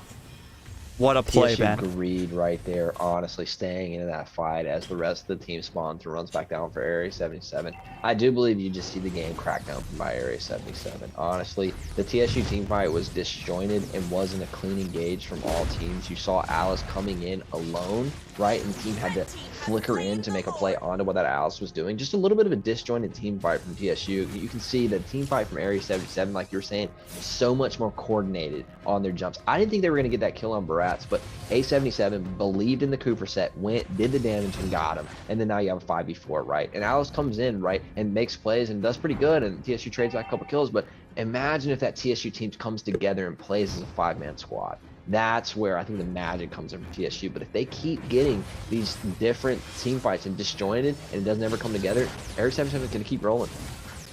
Yeah, I really think they're just TSU just making some slight mistakes here, you know, not doing great in their team fight mechanics. Even, you know, I don't think that Beatrix and Lolita should have pushed on that middle tower. Like, they really overextended there, and then they got cut off, and both of them got killed. Beatrix was kind of the saving hope, you know. She was 1-0. She hadn't died yet. She's building these items. She's getting ready. And that death right there is going to set them back. Towards when we look at Marcuti, he's 3-1. His Clint is looking nice right now. We have asked for a pause. Yeah, I would give that pause too, man. You saw Clint standing there for a couple Clint was seconds stuck. We don't know what happened there. You see TSU hopping on it like a hungry hyena, man. We ain't giving that up, baby. You know, yeah, you take what you can get. You're 5K gold down. Any advantage through whatever game mechanic you can take, you know, this game's for money right now. I'm going to take it too. So T does give the pause over. I totally agree with that call. The Clint was 3-1 and he was standing there in the bushes, obviously lagged out. So I think that's fine, absolutely. I don't think TSU, again, like it was in the last game, I don't think that little bit of jump onto the Clint is going to change much of the pace of this game. I believe Area 77 has opened this game up and given the marksmans time to really be able to smoke them. And if we don't see a combined, all at the same time, very 5-man dive into Maul, Alice, Esme, all together, with maybe a Barat's ultimate be doing damage. If we don't see that come together, Area 77 is going to take this game home. 5K gold up 11 minutes in. Those double marksmen are starting to hit. See, what's the word on the pause?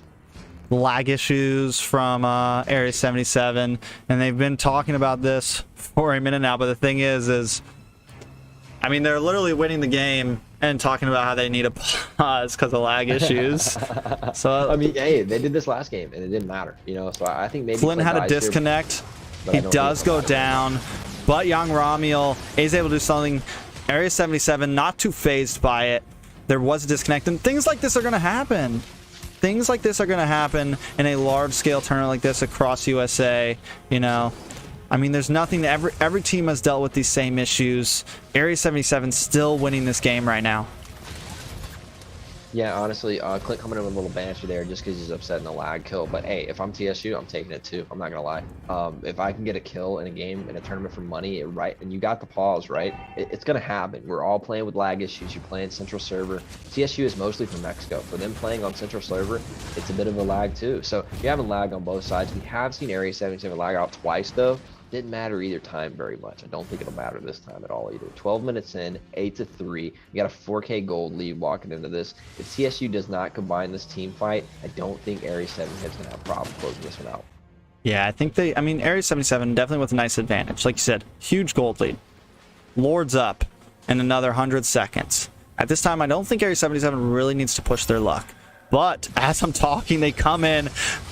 Nice set, though, from Esmeralda, hitting that ult and stopping them in their tracks. Gauth Cutie just missing the first kill of that Kufra, but in comes Tamal. Do they want to try to claim something here? No, TSU decides to back off and give themselves a little bit of space to breathe. I think right now TSU needs to really just kind of play for this late game, wait for a misstep of Area 77, wait for some overextension, and maybe they can win this game. But still, the burst damage from that Clint and that YSS are going to be insane right now, and they need to be able to follow up on this Lolita's ult or on the sets of these Alice. Yeah, I want to see a 5-man fight here in TSU take it. Here's your chance to try. Honestly, you let these marksmen scale too much further past Kufra and Exborg, you're going to be able to peel them to the point. Ooh, maybe a set by Lolita. A nice set from Lolita, hitting all of them, but the rest of the team isn't there. In comes that Kufra ult, knocking them down. Young Ramiel is on the back of Kufra, but just doesn't want to chase down, doesn't want to take the chances. And this is what I meant. Dog, you know, a beautiful ult in the Barats and Dogtar are sitting in the top lane. They're just not Where was the rest of the care. Team? I don't know. They were in Mexico. They were in Mexico. Honestly, they weren't paying attention on the beaches, chilling, man. Because honestly, that was a great set by Lolita, and then Alice comes in with a lot of damage, further CCing them as that group. Can you imagine if the Esme is there and jumps into that, right? And the Barats maybe gets a pick. Haven't seen much from Barats in this game thus far, man. 0-1, hasn't hit an ulti yet, I don't think. And that's something we saw in the last series as well. The Barats just not being really utilized. So I want to see this 5-man team come together. Lose a little bit of farm on the sidelines. Maybe even lose like a little bit of turret HP. Oh, a nice stun though onto that YSS. Can they get the finish? No, Black Shoes are popped, but they do get the kill on to that Lilia. In comes YSS though, trying to finish out Dogtor, but it's just not enough. Young Ziggy just getting chunked down from Mars Cutie. He tries to flicker in, but a huge ult coming in from Gauth Cutie. They take out that Alice. She is going to get finished. Tamal goes down too after the immortality pops, and now this should be a free lord for Area 77. I don't think TSU should contest this, but then Alice engaging when 2 members are backing off of the team. Just a disjointed team fight again. Kufra re-engages and counters the entire fight and picks up 2 kills. I don't know if this is going to go too smooth for TSU, man. I keep seeing the same mistake of a disjointed team fight again and again and again. Yeah, Dogtor getting cut off here. The pop, the last insanity. Is it going to be enough? Will he get the finish? He's not able, Dogtor able to just escape. But still, I mean, she had a half a health bar of shield and just got eaten down. And yes, they went for this tanky build, but it seems like when we look at the burst damage coming from that Clint and coming from that YSS, the bulkiness is just not enough. Yeah, I just think if the game went even, maybe the late game trade bulkiness versus damage is even, right? But Area 77 cracked the game open. They're taking objectives. After TSU took the early game objectives, they got Lord now, Berlin. They're going to get an inhibitor here. Yeah, they're definitely going to get the sim inhibitor, but a nice flicker. Noman and Blast coming in from that Lolita. The Winter Truncheon is popped, but Alice is not able to survive the Wrath. Gauth Cutie, though, taking some big damage, does get out, but the Immortality is popped on Ramiel. Forced go back to base, and a nice set from that Kufra. Immortality popped on that Baratheon, is quickly taken out by Yato. Now, it is just Tamal and Young Ramiel left. Can they survive this siege? Can they push back? Young Ramiel forced to try to do something, pops that ultimate, but it's just not enough. He gets some damage on to them. Can he survive this push? He cannot. Area 77 may finish this right here, right now. A 2-0 sweep, Ben. GG to Area 77, man. Honestly, just better team play, better team fighting from Area 77 in this game. TSU in that last dive, Alice went in, and she was the only one back there. There was no Esme. There was no Lolita going in with her, right? Just disjointed team play against a really coordinated team is going to go the way of Area 77 every time there. And I'm disappointed, honestly, in TSU's performance there. I wanted to see them 5-man dive or at least 3-man dive in that team comp and play to their win conditions. Their win condition here was wombo combos with this Lolita stun, setting up the Esme Alice dive. Beatrix doing damage in the backline, right?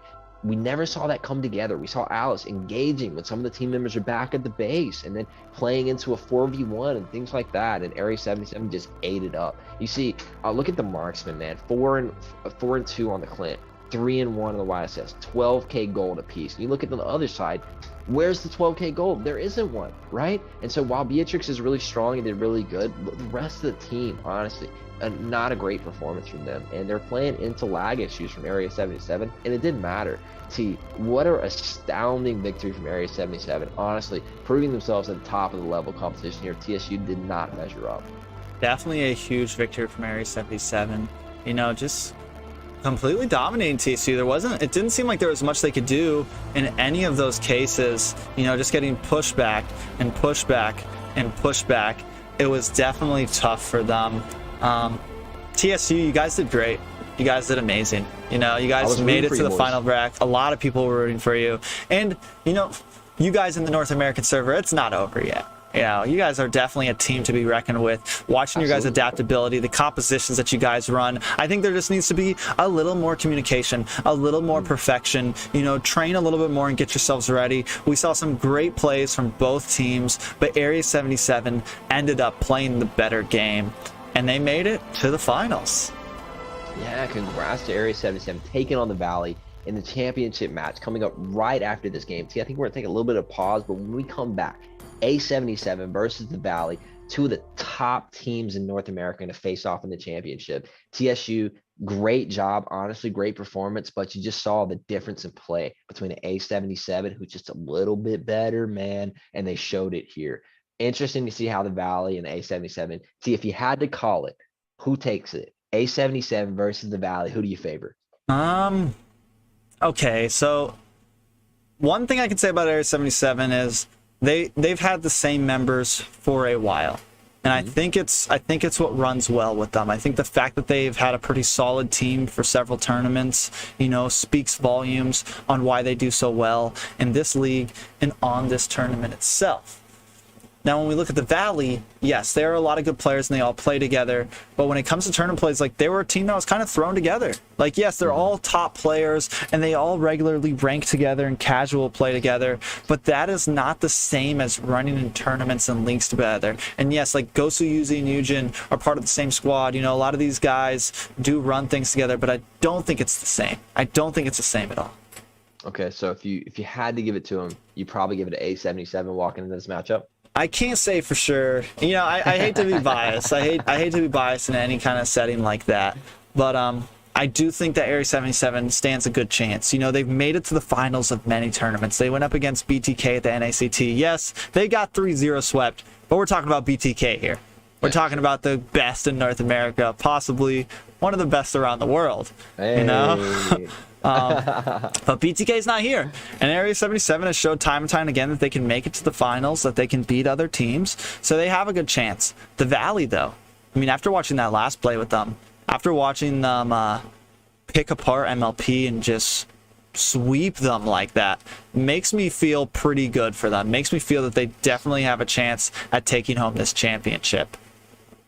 I think the Valley just had a little bit tougher of an opponent to fight against, right? And I saw them play, I think, just stronger. So I'm actually going to give it to the Valley. While A77 maybe has some more team chemistry and they played well, they didn't play as fast as the Valley. And I think that early game advantage sometimes can pay off so well for a team, especially when you have a little bit of late game insurance and you can bridge the gap and get them to the late game. So I'm going to give it to the Valley just because, honestly, I like their play a little bit more. I think Area 77 took a lot of TSU mistakes and just made it happen, right? And Area 77, in the first game, they totally dominated, right? But in the second game, it was TSU mistakes that gave Area 77 the win. So I'm not sure the Valley will offer those same opportunities, right? And I think it's going to be, honestly, a legendary slugger match. You know, Evander Holyfield, Mike Tyson slugging it out in the ring. So awesome to see these top NA teams play. I'm so excited for the championship. I'm extremely excited for this too. I think it's going to be epic. And we're going to have it coming up shortly. We're probably going to take about a 10-15 minute break before these finals. We want to make sure everything is squared away, that these teams are playing at their best capabilities. And I think we're going to be switching out casters. Are you switching out, Ben?